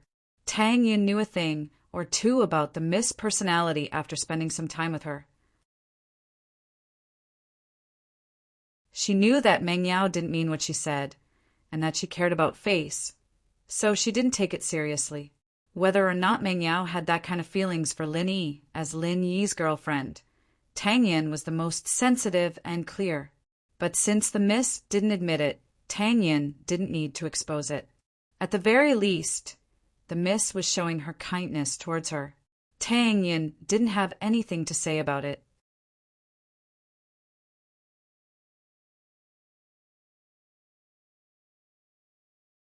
Chapter 1150. Who's scaring who? Although Lin Yi had expressed his feelings to Tang Yin more than once, Tang Yin still felt that Lin Yi was too outstanding, and she didn't feel comfortable with him, especially when she couldn't help Lin Yi at all. She felt that she was just a vase, pretty but useless. Let's not talk about that. Meng Yao shook her head. It's already the 1st of May. There's only 1 month left until the college entrance exams. Tang Yin, which university do you want to apply to? I don't know. Tang Yin shook her head. But I'll apply to whichever Lin Yi applies to. What about you guys? We. Meng Yao pursed her lips. Naturally, she wanted to be in the same university as Lin Yi, but she'd said that she didn't like Lin Yi. If she didn't like him, why bother? Why don't we all apply to the same university? We're all good friends. We can take care of each other. Tang Yin's heart ached a little. As expected, Meng Yao did have feelings for Lin Yi. But Tang Yin wasn't the type of person who liked to use underhanded methods to deal with her rival. She wanted to do it openly, and so she took the initiative to invite Meng Yao. Yeah, that's fine. I don't have many friends. Other than Shu, it's you and Lin. Meng Yao nodded. What do you guys think Lin Yi and Xiao Xiao are doing right now? Yushu asked suddenly. How would we know? The miss frowned.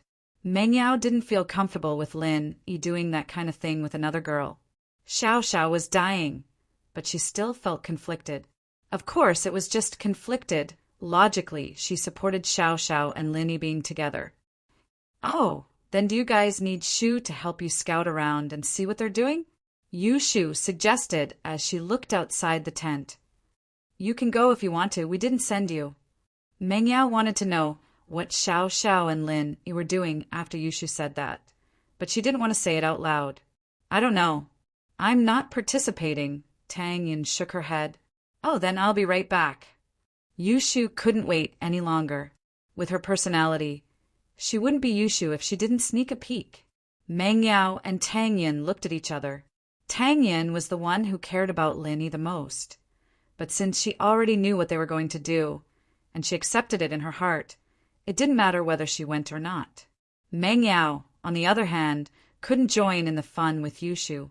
Wouldn't that show that she cared about Lin Yi? I don't care about him at all. Yushu tiptoed out of the tent, sneaking towards Lin Yi's tent.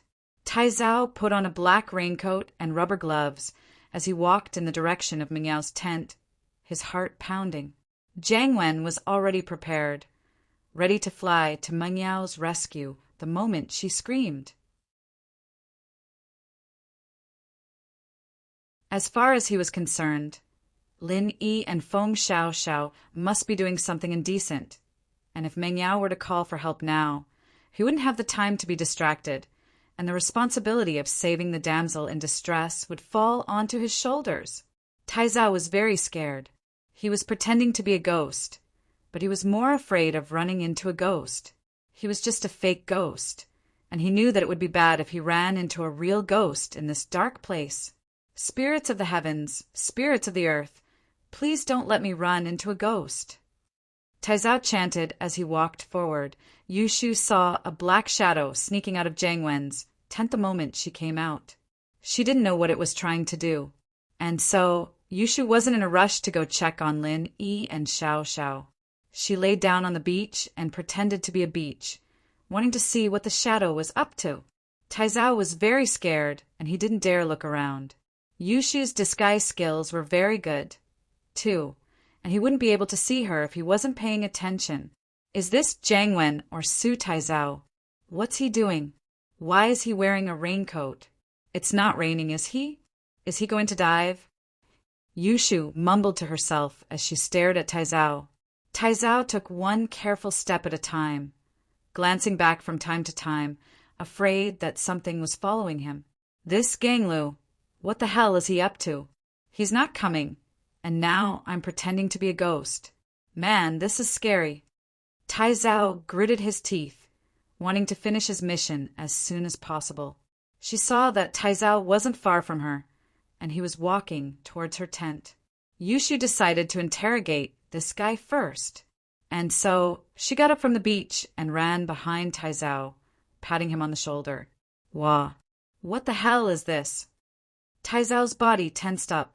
He'd been looking back 3 times with every step he took, and there was no one behind him at all. What could it be? It's you, right? And bro, don't scare me like that. It must be you, Taizao said weakly. And bro, I'm a coward. Please don't scare me like that. How am I supposed to scare Meng Yao if you scare me like that? Yushu was sure that this was Taizao now, but she didn't expect him to be this cowardly. And from what Taizao was saying, this guy was going to scare Yao Yao. No wonder he was wearing a raincoat, with the hood on his head and rubber gloves on his hands. He was going to pretend to be a ghost. Weren't you pretending to be a ghost? Fine, I'll pretend to be a ghost to scare you. Yushu didn't say anything, only reaching out to pat Taizao's shoulder again before sticking her tongue out. And bro, what are you doing? Why aren't you saying anything? Taizao turned around carefully, but his hair stood on end when he saw who it was. A ghost in white, with a pale face, was standing behind him with her tongue out. Yushu had a white mask on her face, and she was wearing a white nightgown, with her tongue sticking out. Wasn't this exactly the same as the female ghosts in the legends? Especially under the moonlight, he couldn't see clearly at all. Taizao was worried that he'd run into something unclean along the way, and now that he saw Yushu like this, he couldn't help but piss his pants. Ah, ghost! There's a ghost! Taizao screamed and started running.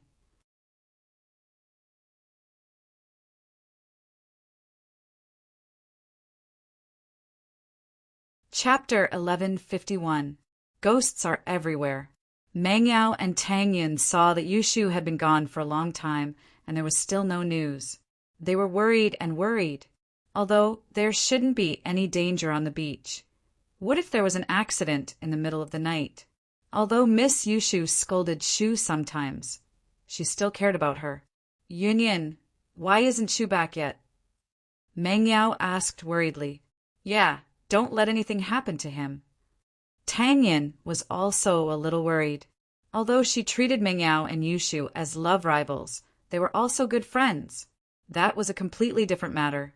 If he wanted something bad to happen to them, he wouldn't have called Lin Yi to save Meng Yao. I'll go take a look, Meng Yao said after some hesitation. I'll go with you? Tang Yin also sat up. It's fine, I'll go alone. What if Shu and I get lost, and she comes back first? She'll worry about us if she sees no one in the tent. Meng Yao waved her hand. That's right. I'll wait here then, you be careful. Tang Yin felt that Meng Yao's words made sense and nodded. Meng Yao pushed the tent open and walked out. She'd only taken a few steps when she saw a black figure running towards her. As he ran, he shouted, Ghost, there's a ghost, I'm so scared. Meng Yao, on the other hand, was shocked. Meng Yao cried out, subconsciously as well. Ah! Taizao didn't even dare to look back as he ran as fast as he could. How unlucky was he? He went out to pretend to be a ghost, only to run into a real one. This was bad. Was his behavior suspected of vilifying and disguising himself as a ghost? Was he discovered by the ghost, so he vented his anger on him? Taizao was panting heavily as he ran, afraid that the ghost would eat him. But as he ran, he didn't run far before he heard a horrifying scream coming from not far in front of him. Taizao raised his head subconsciously to see that the white-faced, white-robed ghost who'd been behind him a moment ago was right in front of him, blocking his way. Oh my God! Taizao was scared out of his wits. How could this ghost move so fast? Before he could even see what was going on, she had already teleported in front of him. But then again, it was normal for a ghost to be able to drift. Of course, it was faster than him. Evidently, Taizao thought that Meng Yao was the same Yushu from before. But under the moonlight, it was hard to tell who was who in the white pajamas and the white face mask. Yushu wasn't as tall as Meng Yao, but Taizao didn't have time to notice these details. He assumed that Meng Yao was the ghost from before, and his heart was filled with fear. He panicked and didn't know where he was going. There was a tent not far from him. It was Meng Yao, Yushu, and Tang Yin's tent. Taizao was energized, his body brimming with energy. He couldn't care less about scaring Meng Yao anymore. The only thing on his mind right now was to run into Meng Yao's tent as soon as possible. He was a man, and he didn't care about being laughed at anymore. He'd rather hide behind the three girls. Meng Yao was stunned by Taizao's actions as well. However, she was also quite scared. A dark person suddenly appeared in the middle of the night. She didn't know what he was up to. Anyone would be scared. But Meng Yao could tell from the voice that this person was Taizao. Meng Yao wasn't scared anymore. What was there to be scared of? But the words he was saying were a little weird. Ghost? Was there a ghost? Taizao was calling for a ghost, something like that. Meng Yao subconsciously looked behind Taizao, which was in front of her. Where was the ghost? Only little Shu was happily waving at him from afar. Yushu was laughing as she ran towards Meng Yao. She was laughing so hard that she couldn't even walk properly. Shu, what kind of trick are you playing? What's going on with Taizao? Meng Yao didn't know why Taizao was running around like a madman, but her instincts told her that it had to be Shu's doing. Especially from Shu's expression. It was obvious that she was the one who did it. Why else was she laughing? Hee Yao Yao, do I look like a ghost to you? With that, Yushu stuck out her tongue. Oh, I'm a ghost! Meng Yao couldn't help but start laughing as well. She finally understood why Taizao was running away. It was because Yushu scared him. She couldn't help but say, I was wondering why he was even more afraid after seeing me. It turns out that he also thought I was a female ghost. Haha. Yeah, Yao Yao, we're really good sisters. You're so cooperative. Yushu nodded with a smile. Taizao probably thought that I could teleport, so I floated right in front of him.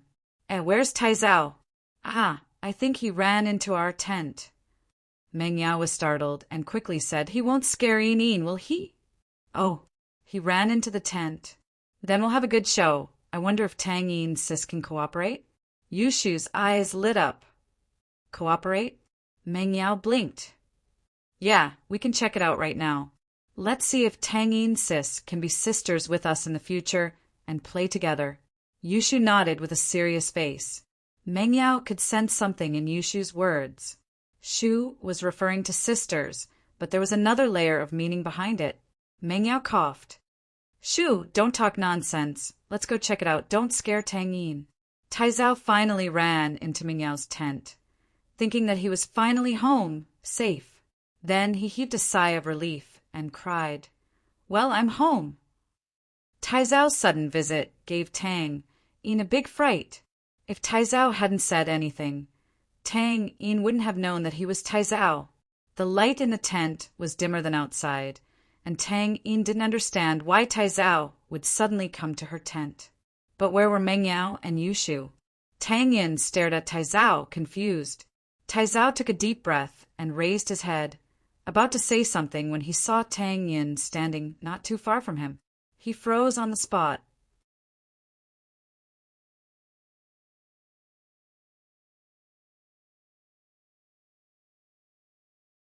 Chapter 1152. Chapter 1150. Unintentional coordination. Could it be that this was the legendary ghost hitting the wall? This tent was made up by the ghost, and it wasn't Meng Yao's tent at all. He had been under the ghost's control the whole time, and he never escaped. Taizao paled at the thought, turning around and stumbling out of the tent in fear. He yelled as he ran towards Jiang Wen's tent. He was really scared out of his wits. Poor Taizao, he had a problem with wetting his bed, and now he was pissing his pants again. Ghost! There's a ghost! Taizao waved his hands as he ran. Ha ha ha ha. Yushu couldn't help but laugh as she watched Taizao run out of the tent. Looks like Yin Sis is quite cooperative. Taizao's probably scared to death, right? Yao Yao, you and Tang Yin Sis are really cooperative. Meng Yao didn't know whether to laugh or cry. Xiao Xiao had always been the one messing with Yushu, but this time she and Tang Yin had unintentionally coordinated with Shu and messed with Taizao. All right, let's go check on Tang Yin. Meng Yao shook her head helplessly as she walked towards the tent. But at this time, Tang Yin was confused by Taizao's actions as well. Taizao ran out of the tent, and she followed him out. Taizao didn't see them, but he saw Yao Yao and Shu walking back.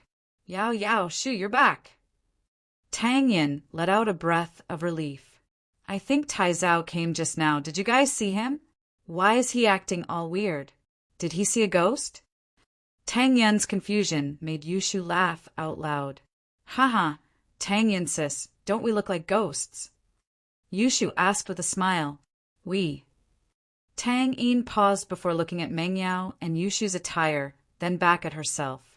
Shu, you're saying that Taizao wouldn't think that we're ghosts, would he?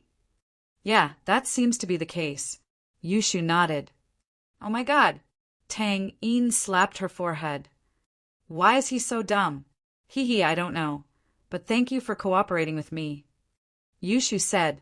Tang Yin couldn't help but feel a bit helpless. She wasn't the type of girl who liked to mess around, unlike Yushu, who messed with people all day long. It wasn't her hobby either, but today she unknowingly helped Yushu. However, Tang Yin didn't think that it was inappropriate. After all, it was a good thing to deepen their relationship. Tang Yin used to be very cautious, so she didn't have many friends. She only had Lu Xinwen and Xiaofan. This was similar to Miss. As a result, Tang Yin was getting along well with Chen Mengyan and Yushu. She hoped that they could continue being friends. It was a rare relationship, and as they grew older and entered society, it would be hard for them to have such a pure friendship without benefits.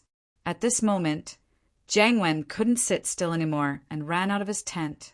He was waiting for Taizao to act like a ghost and scare Meng Yao so that he could go save the damsel in distress. His plan was very clever. Lin Yi and Xiao Xiao were messing around. How would he have time to care about Meng Yao and the others? This was the time for him to be a man. He'd spend the night with Meng Yao, and even if nothing happened, their relationship would improve. But Taizao suddenly started yelling something, like a ghost the moment he got out. Jiang Wen was quite troubled. Who would pretend to be a ghost like that? Why would a ghost yell something like that? Who would be afraid of you when you're like that? And so, Jiang Wen got angrier the more he thought about it. He turned around and ran towards Meng Yao's tent. He couldn't stop complaining in his heart. This Taizao really couldn't do anything right. Why was he pretending to be a ghost?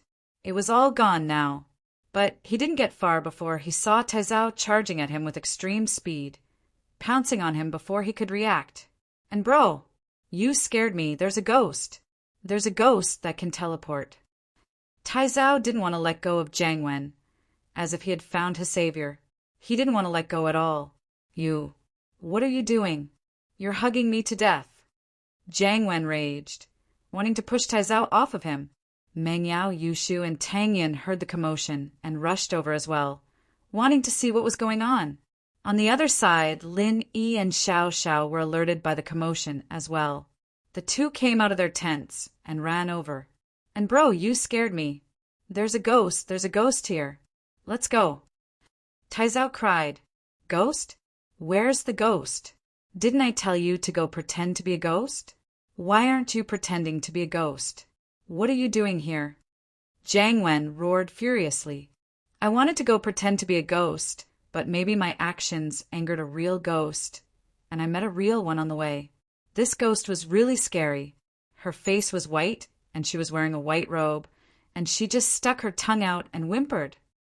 Taizao said, that ghost knew how to teleport, and she was behind me at first, but when I ran a few steps forward, she was in front of me again. She's really strong. She knows how to teleport. I didn't even see what was going on, and she was in front of me all of a sudden. What the hell are you talking about? What ghost? Jiang Wen raged at Taizao's nonsensical words. There really is. And bro, you don't know this, but I was thinking that this ghost was too strong, so I decided to hide in Meng Yao's tent.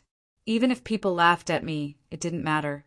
So I ran to Meng Yao's tent, but guess what happened in bro? I ran into a ghost wall again. Taizao said, panicking. There was a ghost in Meng Yao's tent, and she ran into the tent again.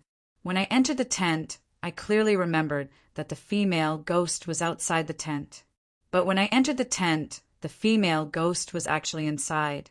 Do you think that all of this was an illusion of the female ghost? It's too scary.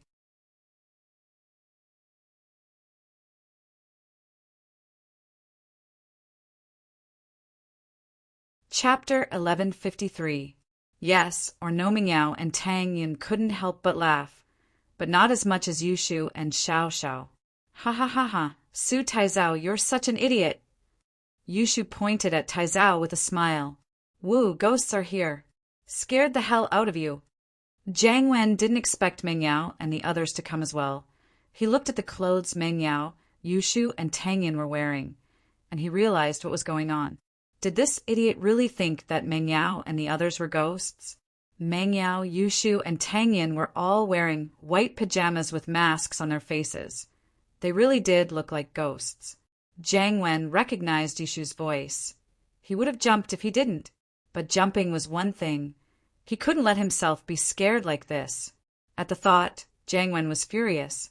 His subordinates were too much of an embarrassment, treating Meng Yao and the others as ghosts. Open your eyes and look, where are the ghosts? This is Meng Yao, Yushu, and Tang Yin. Where are the ghosts? Where are the ghosts? Jiang Wen said angrily. Taizao paused and raised his head, shivering when he saw Meng Yao, Tang Yin, and Yushu. Why were there 3 ghosts? And bro, aren't they ghosts? They've turned into 3 ghosts.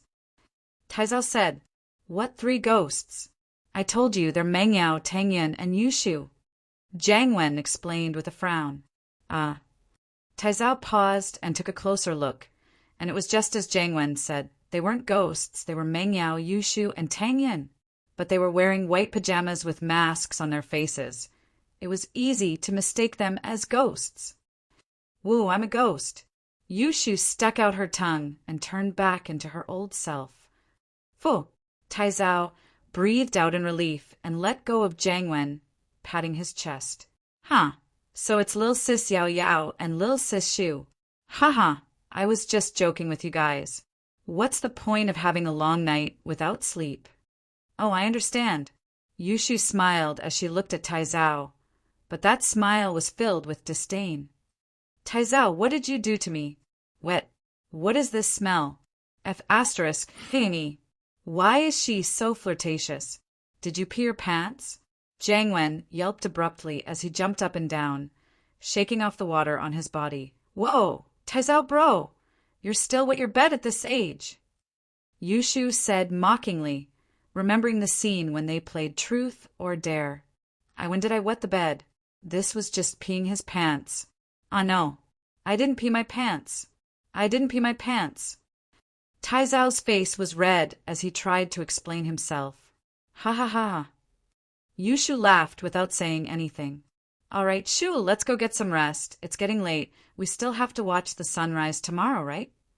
Meng Yao smelled something weird as well and didn't want to stay here any longer. Okay. Yushu made a face at Taizao. Oh, don't dream of me tonight, okay? I'll scare you to death and you'll wet your bed again. Taizao shuddered. That was right. He better not have nightmares or he'd wet his bed again. That'd be so embarrassing. He felt a little awkward. How is that possible? I've stopped peeing my bed a long time ago. Ah no, I've never wet my bed before. Haha, let's go. Yushu didn't say anything else and turned around with Meng Yao and Tang Yin, getting ready to leave. Shu, why didn't you call me along when you were messing with him? Xiao was a little regretful that she didn't get to see Taizao's face. Just from his own narration, it was already very interesting, not to mention witnessing the entire process. How could I disturb you when you're flirting with Shield Bro? Yushu giggled as she looked at Xiao. How far are you guys now? Can you tell me? I can't just tell you like that. It's a personal secret. Xiao shook her head mysteriously. You're not still a virgin, are you?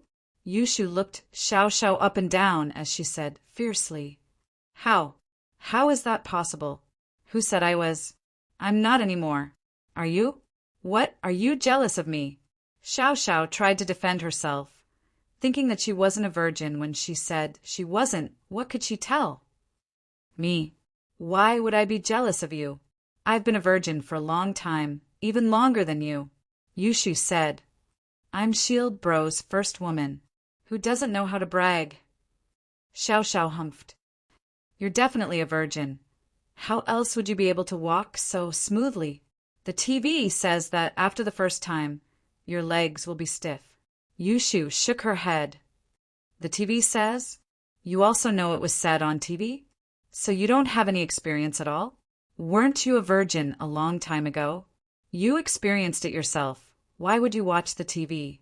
Xiao retorted. I fell asleep after doing it, and I recovered the next day. It's different from yours. Yushu rolled her eyes. Meng Yao and Tang Yin shook their heads, bitter smiles on their faces. These two really were arguing over everything. This wasn't something to be proud of, and they were getting serious. That's enough. Both of you. Xiao, go back to sleep. We're not going to watch the sunrise tomorrow. Lin Yi smiled bitterly as well, wanting to prove his innocence. How could they be so shameless? He didn't even do anything, so why weren't they? Both Xiao and Yushu blushed at the same time. They laughed dryly at each other before Xiao said, I won't be in a bit. I won't be one sooner or later, Yushu said. Lin Yi didn't know what to say and quickly left with Xiao. The mist pulled Shu and Tang Yin back to rest as well, leaving Jiang Wen and Taizao alone. Why is this Lin Yi so popular? Why do two girls like him? Taizao said, a little envious. Two? Would you take them if I gave them to you? You're scared out of your wits with just a face mask. Wouldn't you be scared to death if he married you? Jiang Wen humphed. This Feng Xiao Xiao is probably the same as Yushu. Be careful next time. Don't fall for her tricks.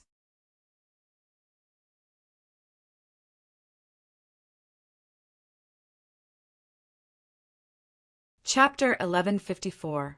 Chapter 1152. Deep Imprint. You're right. We can't let our guard down. Taizao nodded. Thank goodness this Xiao Xiao wasn't part of it, or I'd be in trouble. All right, stop wasting time. Go take a shower. Jiang Wen waved his hand, a little pissed off. I'm so dirty from head to toe. How old are you? Still peeing your pants? Ugh, don't mention it. And bro, I'm embarrassed. Taizao blushed. If you're embarrassed, then go take a shower. What are you waiting for? Jiang Wen said as he walked towards the beach. It's not waiting for anything, and bro, it's too dark. I don't dare go. Taizao said, a little hesitant. You don't dare to go even if I go with you? What are you afraid of? Jiang Wen raged. I'm afraid of ghosts. I'm still scared of that scene just now. Taizao said weakly. What ghosts? Didn't I tell you already? There were no ghosts. Where were the ghosts? That was Meng Yao, Yushu, and Tang Yin. Are you stupid? Jiang Wen said. It's fine if you don't want to take a shower, but don't sleep in the tent tonight. Stay outside. Then, I'll take a shower. Taizao thought about it. Wouldn't it be scarier to stay outside the tent at night? He might as well go take a shower right now. The night passed without a word. The next morning, Lin Yi opened his eyes. He'd been training in his dreams every day, but Lin Yi could control the time difference very well now. Lin Yi was still connected to the outside world in his dreams. Many people couldn't control what happened in their dreams, but Lin Yi could. In his dreams, in the Jade Space, Lin Yi was pretty much the same as in reality. Xiao Xiao, wake up. We're going to watch the sunrise, Lin Yi said softly as he patted the sleeping Xiao Xiao in his arms. Last night, Lin Yi and Xiao Xiao slept separately. Perhaps it was because she was being reserved. But Xiao Xiao didn't do anything bold when she came back. She might have been bold when she talked to Yushu last night, but she was a little shy when she came back. Xiao Xiao was an inexperienced girl after all. Words were words, but actions were actions. In the latter half of the night, when it was cold, Xiao Xiao naturally squeezed into Lin Yi's arms. Lin Yi didn't push her away, hugging her until now. Oh! Xiao Xiao was sleeping soundly when Lin Yi woke her up.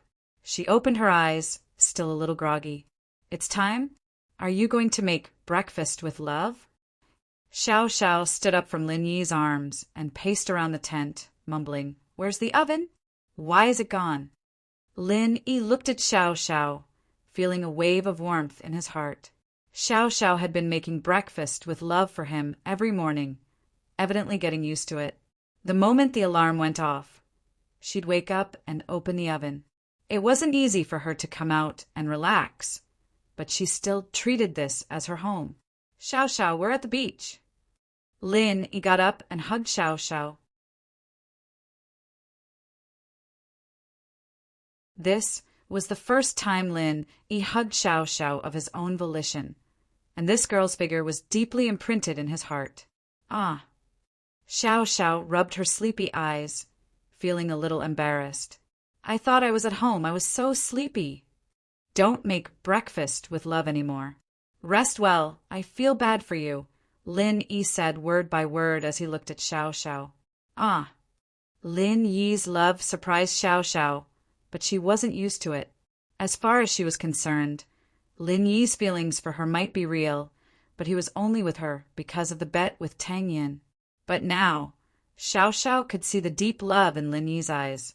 Lin Yi really did love her. Xiao Xiao felt lost all of a sudden. Xiao Xiao's original intention was to make Lin Yi fall in love with her, and then she'd dump Lin Yi. This was revenge. Although she'd buried this thought in her heart and didn't bring it up again, her illness was real. Whether it was revenge or not, Lin Yi would be sad the moment she left, and that wasn't something she wanted to see. Why are you so nice to me? Xiao Xiao was a little scared. This time, she was blaming herself. She felt like she was playing with fire, but she couldn't stop. How could she just stop playing around with feelings? You're nice to me, so I'll be nice to you too. Love is mutual. Lin Yi smiled. Didn't you want to watch the sunrise? It'll be out any later. Oh, Xiao Xiao replied, wondering if she should tell Lin Yi the truth. But she was a little scared. She was scared that if she told Lin Yi the truth, Lin Yi would get angry and leave her. Xiao Xiao didn't want to let go of this hard-earned love either. She was conflicted. You hugged me to sleep last night? Xiao Xiao changed the topic. These headaches were getting worse the more she thought about them, so she might as well not think about them at all. Yeah. Lin Yi nodded. You. Xiao Xiao bit her lips, her face a little red. Do you want me? Actually, we can do it now. I've thought about it. Huh? Lin Yi blinked. I want to be your woman. Xiao Xiao didn't hesitate this time. She said it with determination. She thought that giving herself to Lin Yi would be a form of compensation to Lin Yi. Lin Yi was the one who took advantage of her. She was going to die soon, but she was still a virgin. When Xiao Xiao hung out with those delinquents, weren't they always talking about it and being proud of it? They'd compare how many virgins they'd slept with, how many women they'd had, and so on. Lin Yi's heart skipped a beat, but he kept his composure. We'll talk about this when we get back. Let's go watch the sunrise first. We might not be able to see it if we waste any more time. Yeah. Xiao Xiao nodded, blushing. She wasn't happy with Lin Yi's rejection. Lin Yi was a good guy, but he was a little too serious sometimes. In fact, Xiao Xiao didn't know that Lin Yi was tempted by her suggestion. But Lin Yi wasn't that heartless.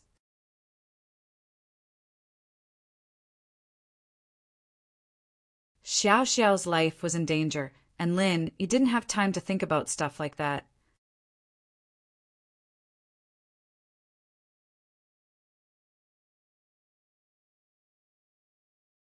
Chapter 1155. Chapter 1153. Omnipotent Shulin Yi walked out of the tent with Xiao Xiao, and a moist sea breeze blew into their noses. It was a refreshing feeling. Lin Yi looked at Mingyao's tent.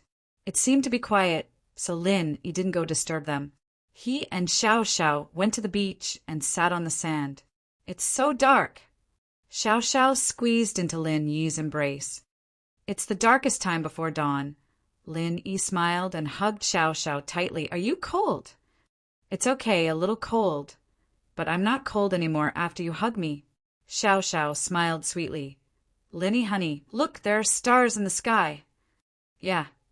Lin Yi nodded, his thoughts going back to the border of a small country in Europe. He remembered that night with Yu Ning. That day it was also early in the morning, and the two of them sat at the edge of the cave, looking at the stars in the sky. Wasn't it similar to today? It was just a blink of an eye, and everything had changed. The stars were still the same, but the person beside him was Xiao Xiao. At that time, Lin Yi was confused about his future. He didn't know where he would go, and he didn't know when his days of wandering would end.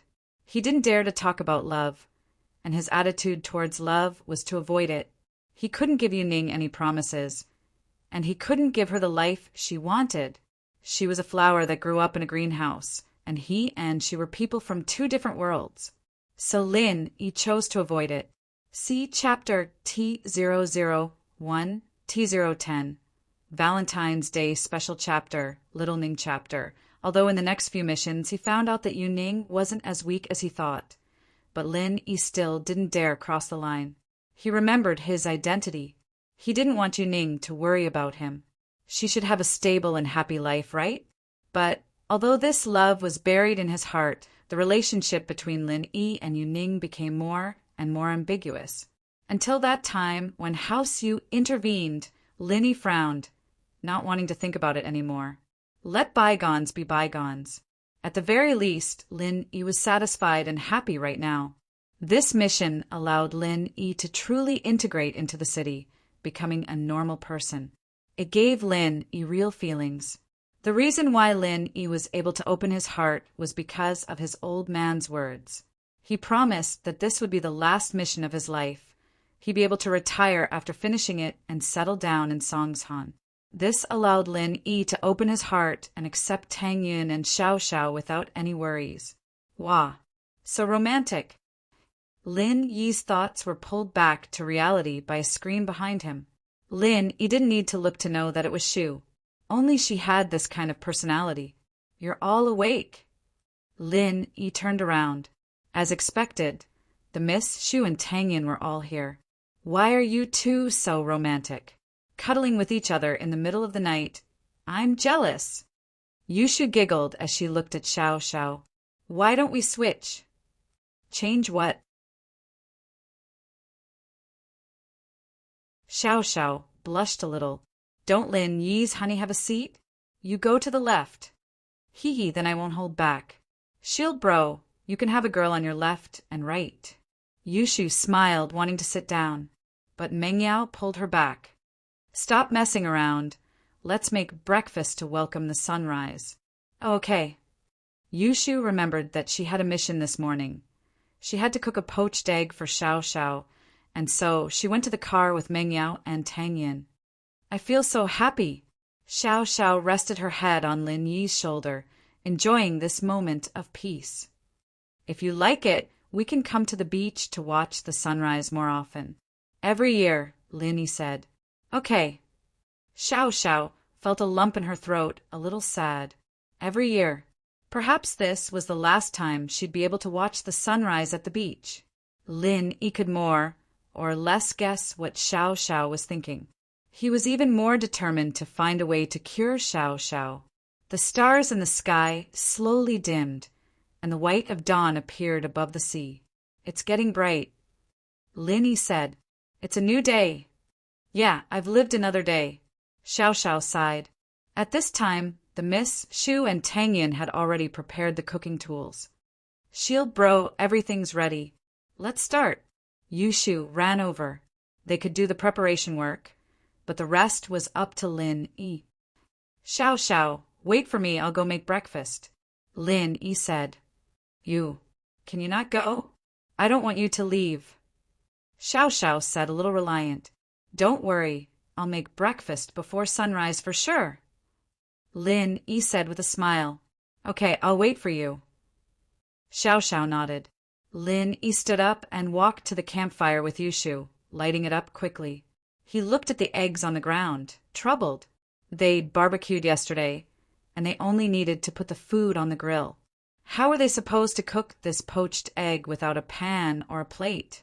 If only I had a pan. Lin Yi smiled bitterly. I do, Yushu said as she handed him a frying pan. Ah, you brought a pan? Lin Yi paused. Do you have a spatula? I do. It's not a problem for all-purpose Shu. Yushu gave a spatula to Lin Yi. Ugh, all-purpose Shu. She really is all-purpose. Lin Yi smiled bitterly. He didn't know if he should praise Yushu or scold her. Lin Yi felt that the car was very heavy when he was driving, and if Yushu had even brought a pan and a spatula, then there had to be more things in the trunk. But Lin Yi didn't have time to think about this. The most important thing now was to fry the eggs. Lin Yi quickly fried a few poached eggs and gave some to Tang Yin, the Miss, and Shu, leaving 2 for Xiao Xiao. Here, eat. Xiao Xiao froze when she smelled the aroma of the poached eggs. How did you know I wanted to eat poached eggs while watching the sunrise? Xiao Xiao asked, surprised. I don't know, I just did it randomly. Lin Yi naturally couldn't admit that he'd looked at Xiao Xiao's phone. Isn't this usually what you eat for breakfast?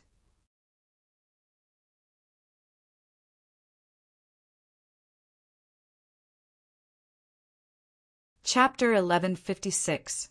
Chapter 1154. Jiang Wen's tragic past. But why do you want to eat a poached egg while watching the sunrise? Lin Yi didn't understand why Xiao Xiao would want to do that. Because when the sun rises, it's like a big fried egg. I can imagine myself eating it in one bite. Xiao Xiao said. I see. Lin Yi sweated. This Xiao Xiao was quite a creative thinker. connecting all these things together. It was quite special. At that moment, a red glow appeared between the sky and the sea, shining brightly. The sun was about to rise. Whoa! Yushu cheered as well. Evidently, they were watching the sunrise as well. It's coming. Xiao Xiao pointed at the sky, excitedly as well. As expected, a fiery red sun slowly rose from the sea, jumping into the air bit by bit. The sea was shining with a golden red light, very beautiful. Xiao Xiao ate her egg as she watched the sunrise happily in Lin Yi's arms. It was a beautiful morning. The sun was rising, and the sea was no longer cold. The temperature of the sea was rising. The 5 of them finished their breakfast. Their original plan was to change into swimsuits and swim in the sea, but the seawater was still a little cold. So the 5 of them sat on the beach and waited for the sun to completely heat up the water before going to swim in the sea. Jiang Wen and Taizao only woke up when the sun was completely out. They walked out of the tent and saw the 5 sitting on the beach. Jiang Wen didn't hesitate at all as he walked over. Yao Yao sis, you're up early. You guys must be hungry, right? I have some nutritious breakfast here. It's almost hot. I'll get Taizao to bring some over. Let's eat together. No need, we're done already, Meng Yao said faintly. You guys eat. Ah, done? Jiang Wen blinked, but looked at the cooking utensils, not too far away. They seemed to have been used today. He shrugged helplessly. If that's the case, then we'll just have a simple bite. The weather's nice today. Why don't we go play in the water? Yao Yao, shoo! Do you guys remember when we used to come to the beach together when we were kids? Of course I remember. Yushu spoke up before Meng Yao could. Did you get bitten by a crab? Why are you crying? That's right. Your D*CK is broken. Sister Yao Yao can't marry you in the future. Otherwise, she won't have any sexual bliss. Quack! Jiang Wen blinked at Yushu's words, but he remembered that when he was playing at the beach when he was young, his dick was caught by a crab's pincer, and he almost broke it. Plus, the culprit was most likely Yushu. She was the one who released the crabs. Jiang Wen didn't have any proof, but he was pretty sure of it. From then on, Jiang Wen started to fear Yushu. This girl was too vicious, and he had to stay as far away from her as possible. He might even get castrated by her. At the thought, Jiang Wen couldn't help but admire Lin Yi a little. He had such a good relationship with Yushu. Was he not afraid of anything? Ha ha ha ha. Xiao Xiao started laughing after hearing Yushu's words. Who would have thought that Jiang Wen had such a tragic past? Meng Yao and Tang Yin, on the other hand, were too embarrassed to laugh out loud, but they couldn't help but laugh. This Jiang Wen sure was unlucky. That's all in the past. Let's not talk about it. Jiang Wen laughed. Let's not talk about this. Shall we go swimming later? Right. I even prepared swimsuits for you guys. Taizao, go get the swimsuits for Yao Yao sis and the others. Okay, I'll go get them now. Taizao happily went to get the swimsuits. Very quickly, Taizao came back with a bunch of swimsuits in his hands. Yao Yao, Shu, Tang Yin, Xiao Xiao, see if you guys like them? Jiang Wen passed the swimsuits to Meng Yao. Meng Yao didn't take it, but Yushu curiously took it and flipped through it. These are the latest international models. I had someone buy them from overseas. It took a lot of effort. Jiang Wen said proudly. What the hell is this? Meng Yao's face reddened at the sight of it. How is this a normal swimsuit? It was a sexy swimsuit, wasn't it? Her breasts were exposed, and even her thighs were exposed. Meng Yao wouldn't wear something like this in public. Her swimsuits were very conservative, covering her entire body, and this was a world of difference. Ugh. Jiang Wen didn't expect Meng Yao to react this strongly. Of course, he had to admit that he was being selfish. These swimsuits were all international brands, but he tried his best to choose the sexiest ones. His goal was to let Meng Yao wear them, and it'd be a feast for his eyes. As for Yushu, Jiang Wen didn't dare do anything to her, but she had a good figure, and her breasts were huge. Jiang Wen purposely chose a swimsuit that accentuated Yushu's figure. These are the latest international models. How can they be messed up? Jiang Wen said quickly, "These are all designed by famous designers. It might be a little bold, but it's very pretty. You guys are in the prime of your youth. You should show off your beauty." "Show it to you." Meng Yao frowned. "Ugh, Jiang Wen was a little embarrassed by Meng Yao's question. Evidently, Meng Yao was really pissed, or she wouldn't ask something like this. "I'm not wearing it. You can wear it if you want," Meng Yao said. Jiang Wen felt a little awkward. "It's fine if you don't want to wear it. I'm just being nice." "Taizao, take it back." Jiang Wen felt that it was a pity, but there was nothing he could do. What could he do if Meng Yao didn't want to wear it? He didn't doubt that Lin Yi would kick him into the Pacific Ocean if he dared to do that. Who was Lin Yi? Even House Yu would beat him up, let alone Jiang Wen. If Fighter Li hadn't died, Jiang Wen wouldn't be that afraid of Lin Yi. But now that Fighter Li was killed by some air gooden, and his new support hadn't arrived yet, he didn't dare fight Lin Yi head on.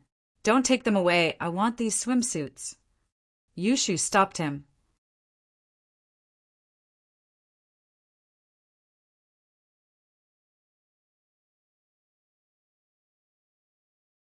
Chapter 1157. Chapter 1155. Shark meat again. I'll bring it home and wear it for Shield Bro. Yushu's words poured a bucket of cold water over Jiang Wen's head. Wah! Jiang Wen paused, and his face changed. Show it to Lin Yi? Why did this girl like Lin Yi so much? Jiang Wen was envious, but at the same time he thought that Lin Yi would be pranked by Yushu every day, and that she'd release crabs and lobsters to kill him. "Give me half, I want two." Xiao Xiao didn't back down. "Sure, I can't do it myself anyway." Yushu didn't reject. Jiang Wen was a little dejected. He spent a lot of money on the swimsuit, and Lin Yi got it for free. He couldn't even see what he bought. How unlucky. But this amount of money wasn't much to Jiang Wen anymore. He waved his hand. "All right, I'll give it all to you. Let's go play in the sea today. We'll get some seafood too. It's daylight now. What do you guys want to eat? I'll get it for you." Jiang Wen looked at the crabs and other things crawling up the beach, and he knew that he might be able to get some big fishes later. At least, he wouldn't have to go fishing in the dark like last night. "What do we want to eat, and what do you want to get?" Yushu narrowed her eyes at Jiang Wen. Jiang Wen's heart skipped a beat at the look on Yushu's face. This girl wouldn't be playing tricks on him again, would she? "It has to be in the sea, right? I won't be able to get it if it's not there." Jiang Wen laughed, pretending to be joking. "Yao yao, and I want to eat shark meat. You go get it," Yushu said. "Wah! Shark?" Jiang Wen jumped in fright upon hearing Yushu's words. How could a shark be fished out so easily? Wouldn't they be bitten to death? "Yeah, we want to eat barbecued shark meat." Yushu nodded. "Don't you specialize in fighting sharks? You broke a shark's teeth with one punch. Were you bragging before?" Quack. Jiang Wen suddenly remembered that the last time he treated Jiang Wen, he wanted to show off his bravery by saying that he fought with a shark before. But that was all bullshit. It was a lie. But now Yushu was bringing this up. Jiang Wen didn't know what to do. If he admitted to it, Yushu would definitely make him go catch the shark right now. But if he didn't admit to it, he'd be seen as a liar in front of Meng Yao, and he'd lose all his face. With that thought, Jiang Wen clenched his teeth. There might not be sharks in this shallow water area, so it wasn't his fault if he didn't meet one. Hence, he said, "All right, shark meat it is. Taizao and I will go into the sea to catch sharks for you in a while. However, if there are no sharks in this shallow water area, then we can't do anything. After all, we didn't bring diving equipment, so we can't go to the deep sea area." "It doesn't matter. I have a trick to attract sharks." Yushu smiled as she looked at Jiang Wen. "Cut your finger and drip your blood into the sea, and the sharks will be attracted to you." Quack. Jiang Wen jumped up. "That's not good, is it? Why not?" Are you a coward? Yao doesn't like cowardly men. She likes brave men. Yushu looked at Jiang Wen and encouraged him. You need to be brave. You need to be like a warrior if you want to get Yao's attention. You don't have to be nervous, no matter how big the danger is. You should believe that Yao is watching you from behind, cheering you on. Is that so? Jiang Wen was suddenly filled with courage and fighting spirit as he looked at Taizao. Taizao, change into your swimsuit. We're going to catch sharks. And bro, aren't we a little too weak to catch sharks with our bodies? Taizao said carefully, a bitter face on his face. Cut the crap, let's go. Jiang Wen was afraid that Meng Yao would laugh at him, so he pulled Taizao away to change into his swimsuit. Shoo, don't you think it's a little too dangerous? What if Jiang Wen and Taizao get killed by sharks? Meng Yao didn't believe that Jiang Wen could kill sharks at all. She believed that Lin Yi could kill sharks, but Jiang Wen, it's fine, I'm here, right? Yushu said, I killed a shark with a rock last time. Haha, you're still bringing it up? Meng Yao couldn't help but laugh. You didn't kill a shark last time, did you? It was Gao Xiaofu. Hee Yao, you know about it too? Yushu blushed a little. She was smart enough to know that she didn't kill a shark, but Gao Xiaofu, who was pretending to be a shark. She thought that no one knew about this. The shark you killed had a supermarket price tag on it. Who wouldn't know? Meng Yao glared at Yushu before turning to Lin Yi, troubled. Lin Yi, watch out later. Don't let the shark kill Jiang Wen. Okay. Lin Yi nodded, not asking any more questions. Lin Yi knew what Meng Yao was thinking. Jiang Wen had always been a childhood playmate, and while he'd changed now, becoming a bad guy, Meng Yao still didn't want Jiang Wen to die in front of her because of their past relationship. Yao, why do you care about him?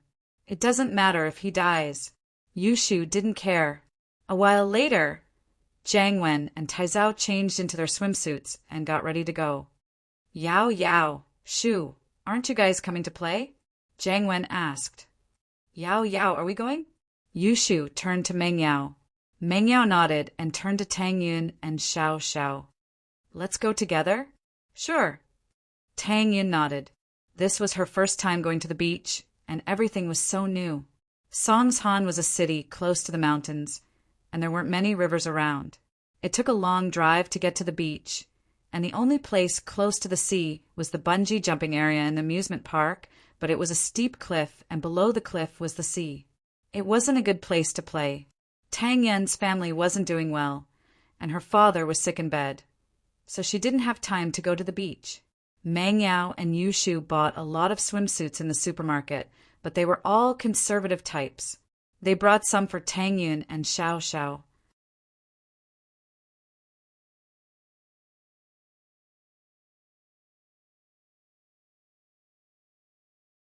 Chapter 1158.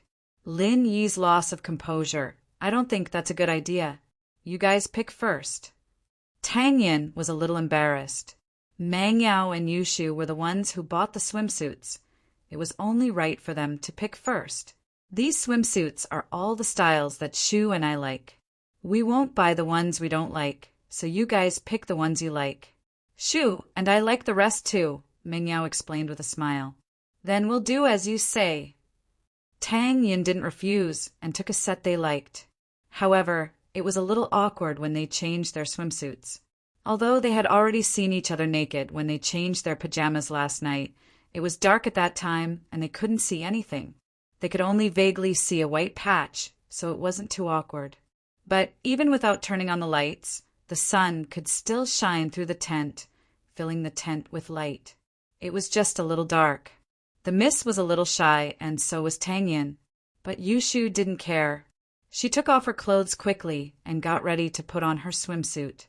Wow, Shu, your breasts are so big, Xiao said as she stared at Yushu's breasts. She quickly ran over and grabbed them. Let me touch them. Ah, Yushu cried out as well, quickly dodging Xiao's attack. Stingy, you're playing threesomes. I won't even let you touch them.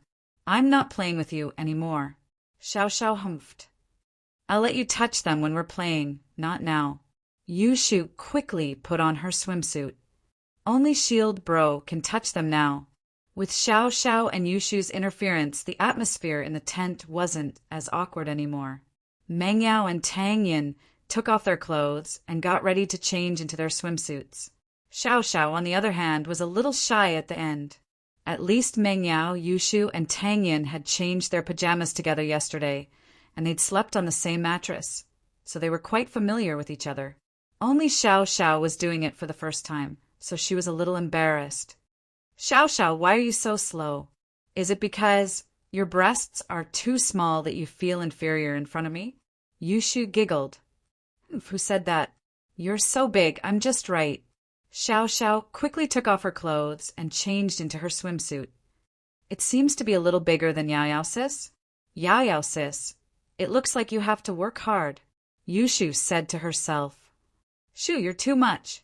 Meng Yao's face was red from Yushu's actions, and she went to tear her lips. I'm going swimming, Yushu said as she ran out of the tent. Meng Yao didn't know whether to laugh or cry.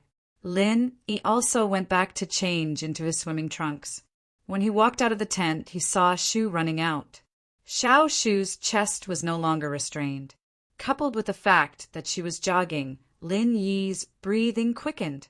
This scene was very similar to a popular chat picture emoticon on the internet. Wow, Shield Bro, you're so strong.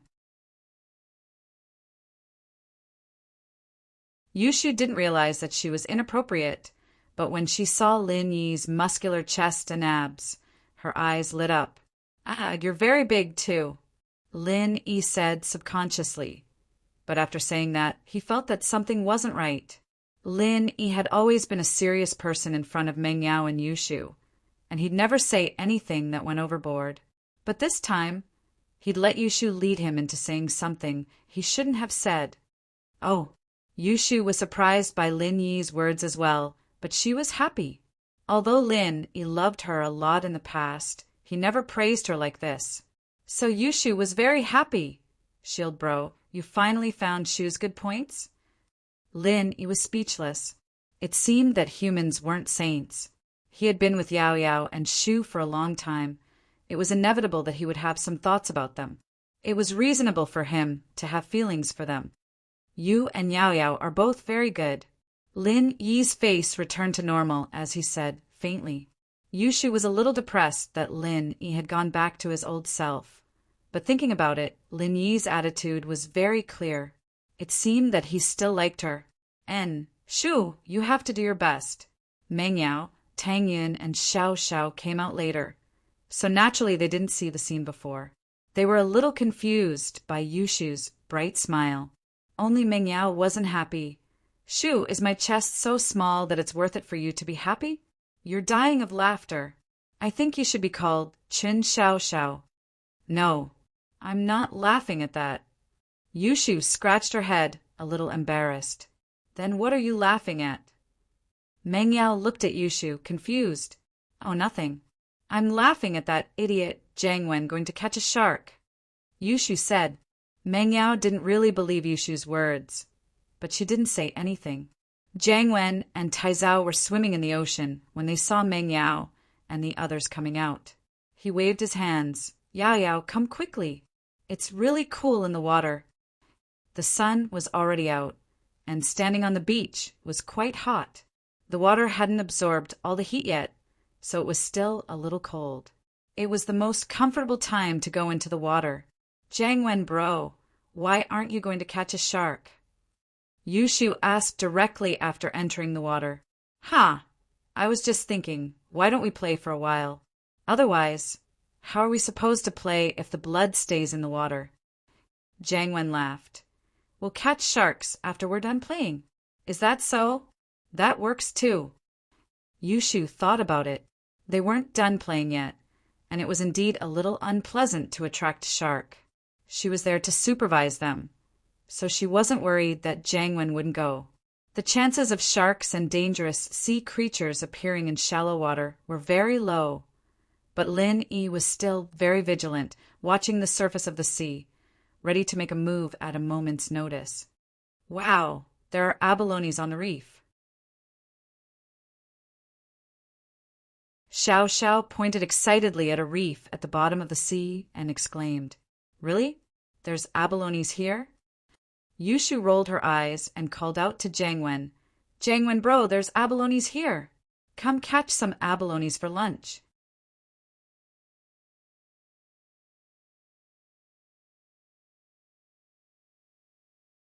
Chapter 1159. Let me tell you a secret.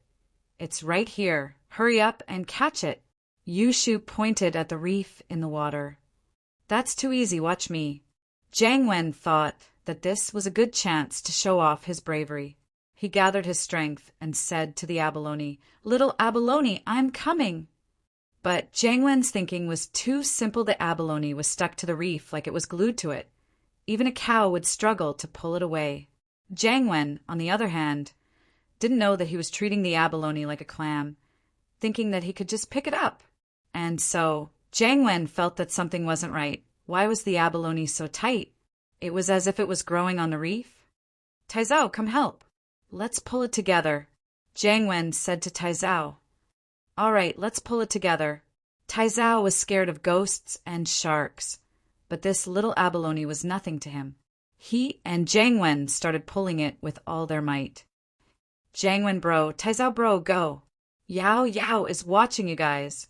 Yushu cheered them on as she slipped away with Xiao Xiao, leaving the two idiots pulling the abalone with all their might. Yushu and Xiao Xiao ran over to Meng Yao and Tang Yun's side, laughing their heads off. "What's wrong with you two?" Meng Yao asked curiously. "Jiangwen and Taizao are pulling the abalone with their hands," Yushu said. "Pulling the abalone with their hands?" Meng Yao blinked. "Can that thing be pulled out with their hands? Don't we have to use special tools to pull it out? Didn't we watch an episode of Animal World before? It's about abalone, right?" "Yeah, those two idiots must have never watched it before. They think they can pull it out with their hands." Yushu said, "Let them do it. We don't have to worry about them bothering us anymore." Yushu said. Meng Yao shook her head. This Yushu was quite a bad person. Lin, he didn't go into the sea. He sat quietly on the beach, watching the people play in the water. He had to take care of their safety. "Husband Lin Yi, can you come down to the sea to play this time? You lied to me that you didn't know how to swim, but Shu said you saved him." Xiao Xiao looked at Lin Yi a little bitterly. She'd wanted Lin Yi to come play with her when Pin Liang organized the trip to the beach, but Lin Yi refused, saying that he didn't know how to swim. But as she got closer to Yushu, Xiao Xiao learned more about Lin Yi. "I'm not going. You guys have fun first." Lin Yi shook his head, but Xiao Xiao naturally wouldn't let Lin Yi go so easily. With Xiao Xiao in the lead, the group started splashing water on Lin Yi. Yushu quickly joined in as well, and Tang Yin hesitated a little before joining in. The Miss was in a difficult position. With her personality, she would never mess around with Yushu. But now that Tang Yin had joined the battle, if the Miss didn't join in, it would seem that she was not a part of the group. And so, the Miss started splashing water on Lin Yi as well. Lin Yi didn't mind, smiling.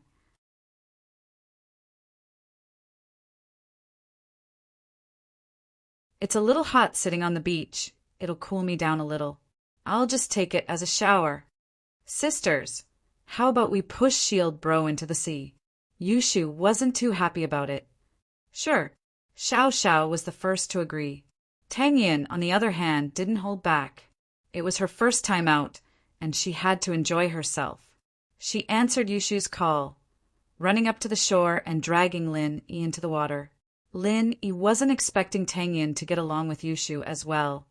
He was a little surprised, but he gave her some face and went into the sea. On the other side, Jiangwen and Taizao were struggling with the abalone. Jiangwen wanted to cry as he looked at the laughter. "Why is this abalone so hard? Is it growing on the reef? Who knows, and bro, I've already used all my strength, but the abalone doesn't move at all."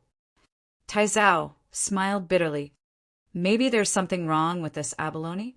That Yushu girl is always messing with people. Maybe we should change to another abalone?" Jiangwen thought about it and agreed.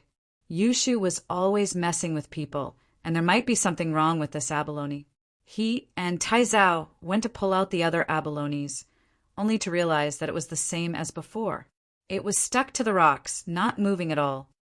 Could it be that there's something wrong with all the abalones? Jiang Wen frowned. That can't be, right? These are all wild abalones. They don't look like they've been tampered with. Tai Zhao was confused as well. Forget it. Don't pull them out. Yushu wants to eat abalone, right? We'll call Gang Lu when we get ashore and get him to buy a few kilos of abalones. She said it herself yesterday. We don't have to go to the sea to eat seafood. Jiang Wen said.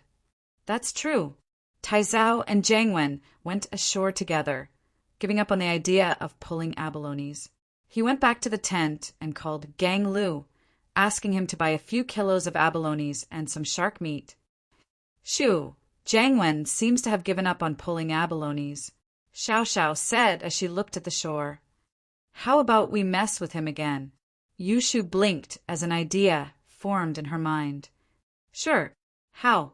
Xiao Xiao didn't even need to think about it before agreeing. You just have to do this.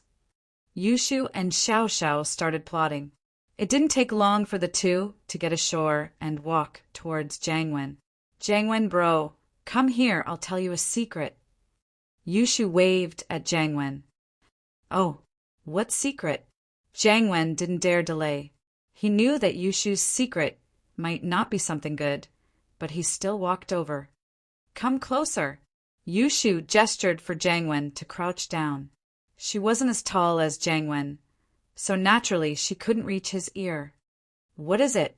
Jiang Wen crouched down. Yushu put her mouth close to Jiang Wen's ear and suddenly screamed. Wah! Jiang Wen jumped up in fright from Yushu's sudden scream. His ears were ringing from the shockwave, and he was almost deafened by Yushu. Jiang Wen was a little pissed off. Wasn't Yushu a little too much?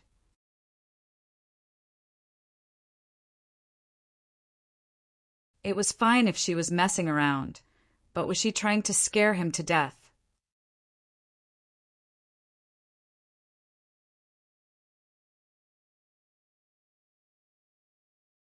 Chapter 1160. Chapter 1158. Why didn't you tell me? No, Jiang Wen bro, I really wanted to tell you a secret. Yushu said, feeling wronged. You really wanted to tell me a secret? What kind of secret do you want to tell me? Jiang Wen frowned. And bro, bad news. Something big happened. Tai Zhao ran over from not too far away, panting as he spoke. Wait a minute, what's going on? Wait for Lil Sis, Shu, to tell me the secret first. Jiang Wen waved his hand, gesturing for Tai Zhao to calm down. Jiang Wen bro, I actually wanted to tell you. Xiao Xiao wants to put a crab in your pants. Yushu said. Then tell me. Why did you yell all of a sudden? Are you trying to deafen me? Jiang Wen looked at Yushu helplessly. No, I yelled because Xiao Xiao came just now and she put crabs in your pants. I saw it and jumped in fright, Yushu said embarrassedly. Gah! Jiang Wen jumped up again, holding his crotch with both hands as cold sweat dripped down his forehead. I pinched my balls, it hurts. Oh, Jiang Wen bro, I've told you the secret. I'll be going first, keep your balls hurting. Yushu waved at Jiang Wen and turned to leave.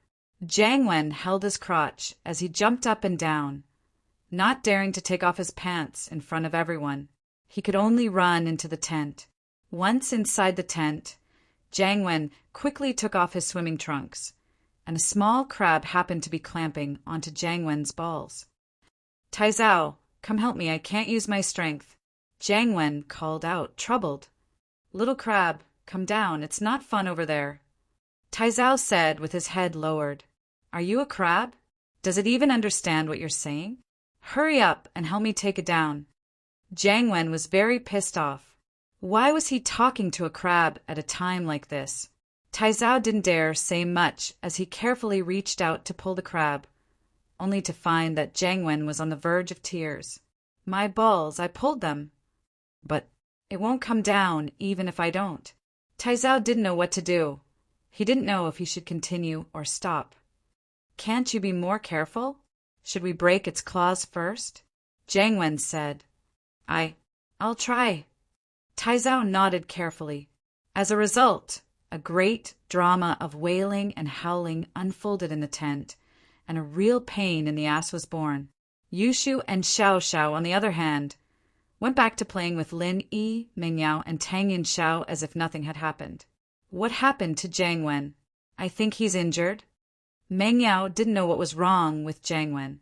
Jiang Wen's cries were so shrill that even Meng Yao could hear them from afar. His balls are hurting. Yushu said, Balls. Balls? Meng Yao's face reddened.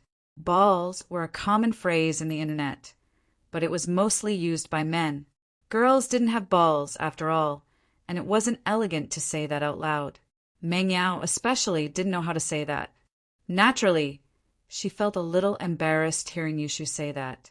But Meng Yao was a little puzzled. Why was Jiang Wen having balls all of a sudden? His balls got clamped by a crab, Xiao Xiao explained. Huh. Meng Yao paused. She didn't know what it felt like to have his balls clamped by a crab, but it probably wasn't a good feeling. Why is he so unlucky? Why is he getting that? I put the crab there, Xiao Xiao said. Ah, Meng Yao's head ached, so it was Xiao Xiao's doing? Looking at Yushu's face, it was probably the two's teamwork. Jiang Wen sure was unlucky running into these two devils. Nothing bad will happen to him, right? Meng Yao asked worriedly. Nope, it's just a small crab. It'll get hurt at most, but it won't die. Yushu said. Jiang Wen finally managed to pull the crab off with all his might, but his balls were broken as well, and the pain made him jump up and down. Motherfucker, stupid crab, I'll stomp you to death. Jiang Wen stepped on the crab after he got it off, but because it was sand, the crab wasn't affected at all. Once he stepped on it, the crab shot out its claws and clamped onto Jiang Wen's toes again. Ouch! Jiang Wen cried out again. Half an hour later, Jiang Wen limped out of the tent, holding his balls. His balls and toes were all bandaged up, and he was in pain. He asked Tai Zhao as he walked, Right, you said something big happened just now, that you had something big to report to me. What happened? Jiang Wen remembered that Tai Zhao wanted to talk to him about something, but Yushu had scared him out of his mind, so he didn't pay much attention to it. It's like this, and bro, I wanted to tell you that Xiao Xiao threw a crab in your pants, but there's no need now. Tai Zhao said bitterly. What? Jiang Wen almost jumped up from the ground. You're saying Xiao Xiao threw the crab? You saw it. Why didn't you tell me earlier? Jiang Wen remembered that the crab hadn't even bitten the eggs when Tai Zhao was yelling. Did that mean that this wouldn't have happened if he'd found out in time? Jiang Wen's face turned very ugly at the thought. But I wanted to tell you earlier, but you told me to wait until Lil Sis Shu told you the secret. Tai Zhao said weakly. Wah. Jiang Wen paused, but thinking about it, that was indeed the case. He was the one who asked Tai Zhao to wait for a bit. Jiang Wen could only blame it on his bad luck. Who could he blame for this? Jiang Wen looked at Yushu and Xiao Xiao with a hint of hatred in his eyes, but they were Meng Yao's friends, and he couldn't do anything about it. If he did, they'd just say it was a joke. What could he do? And so, Jiang Wen gritted his teeth and endured the pain, pretending to be fine as he walked towards the beach. You're tuning in to the Thunder Spear YouTube channel. Don't forget to subscribe and join us on this journey to catch the most captivating stories.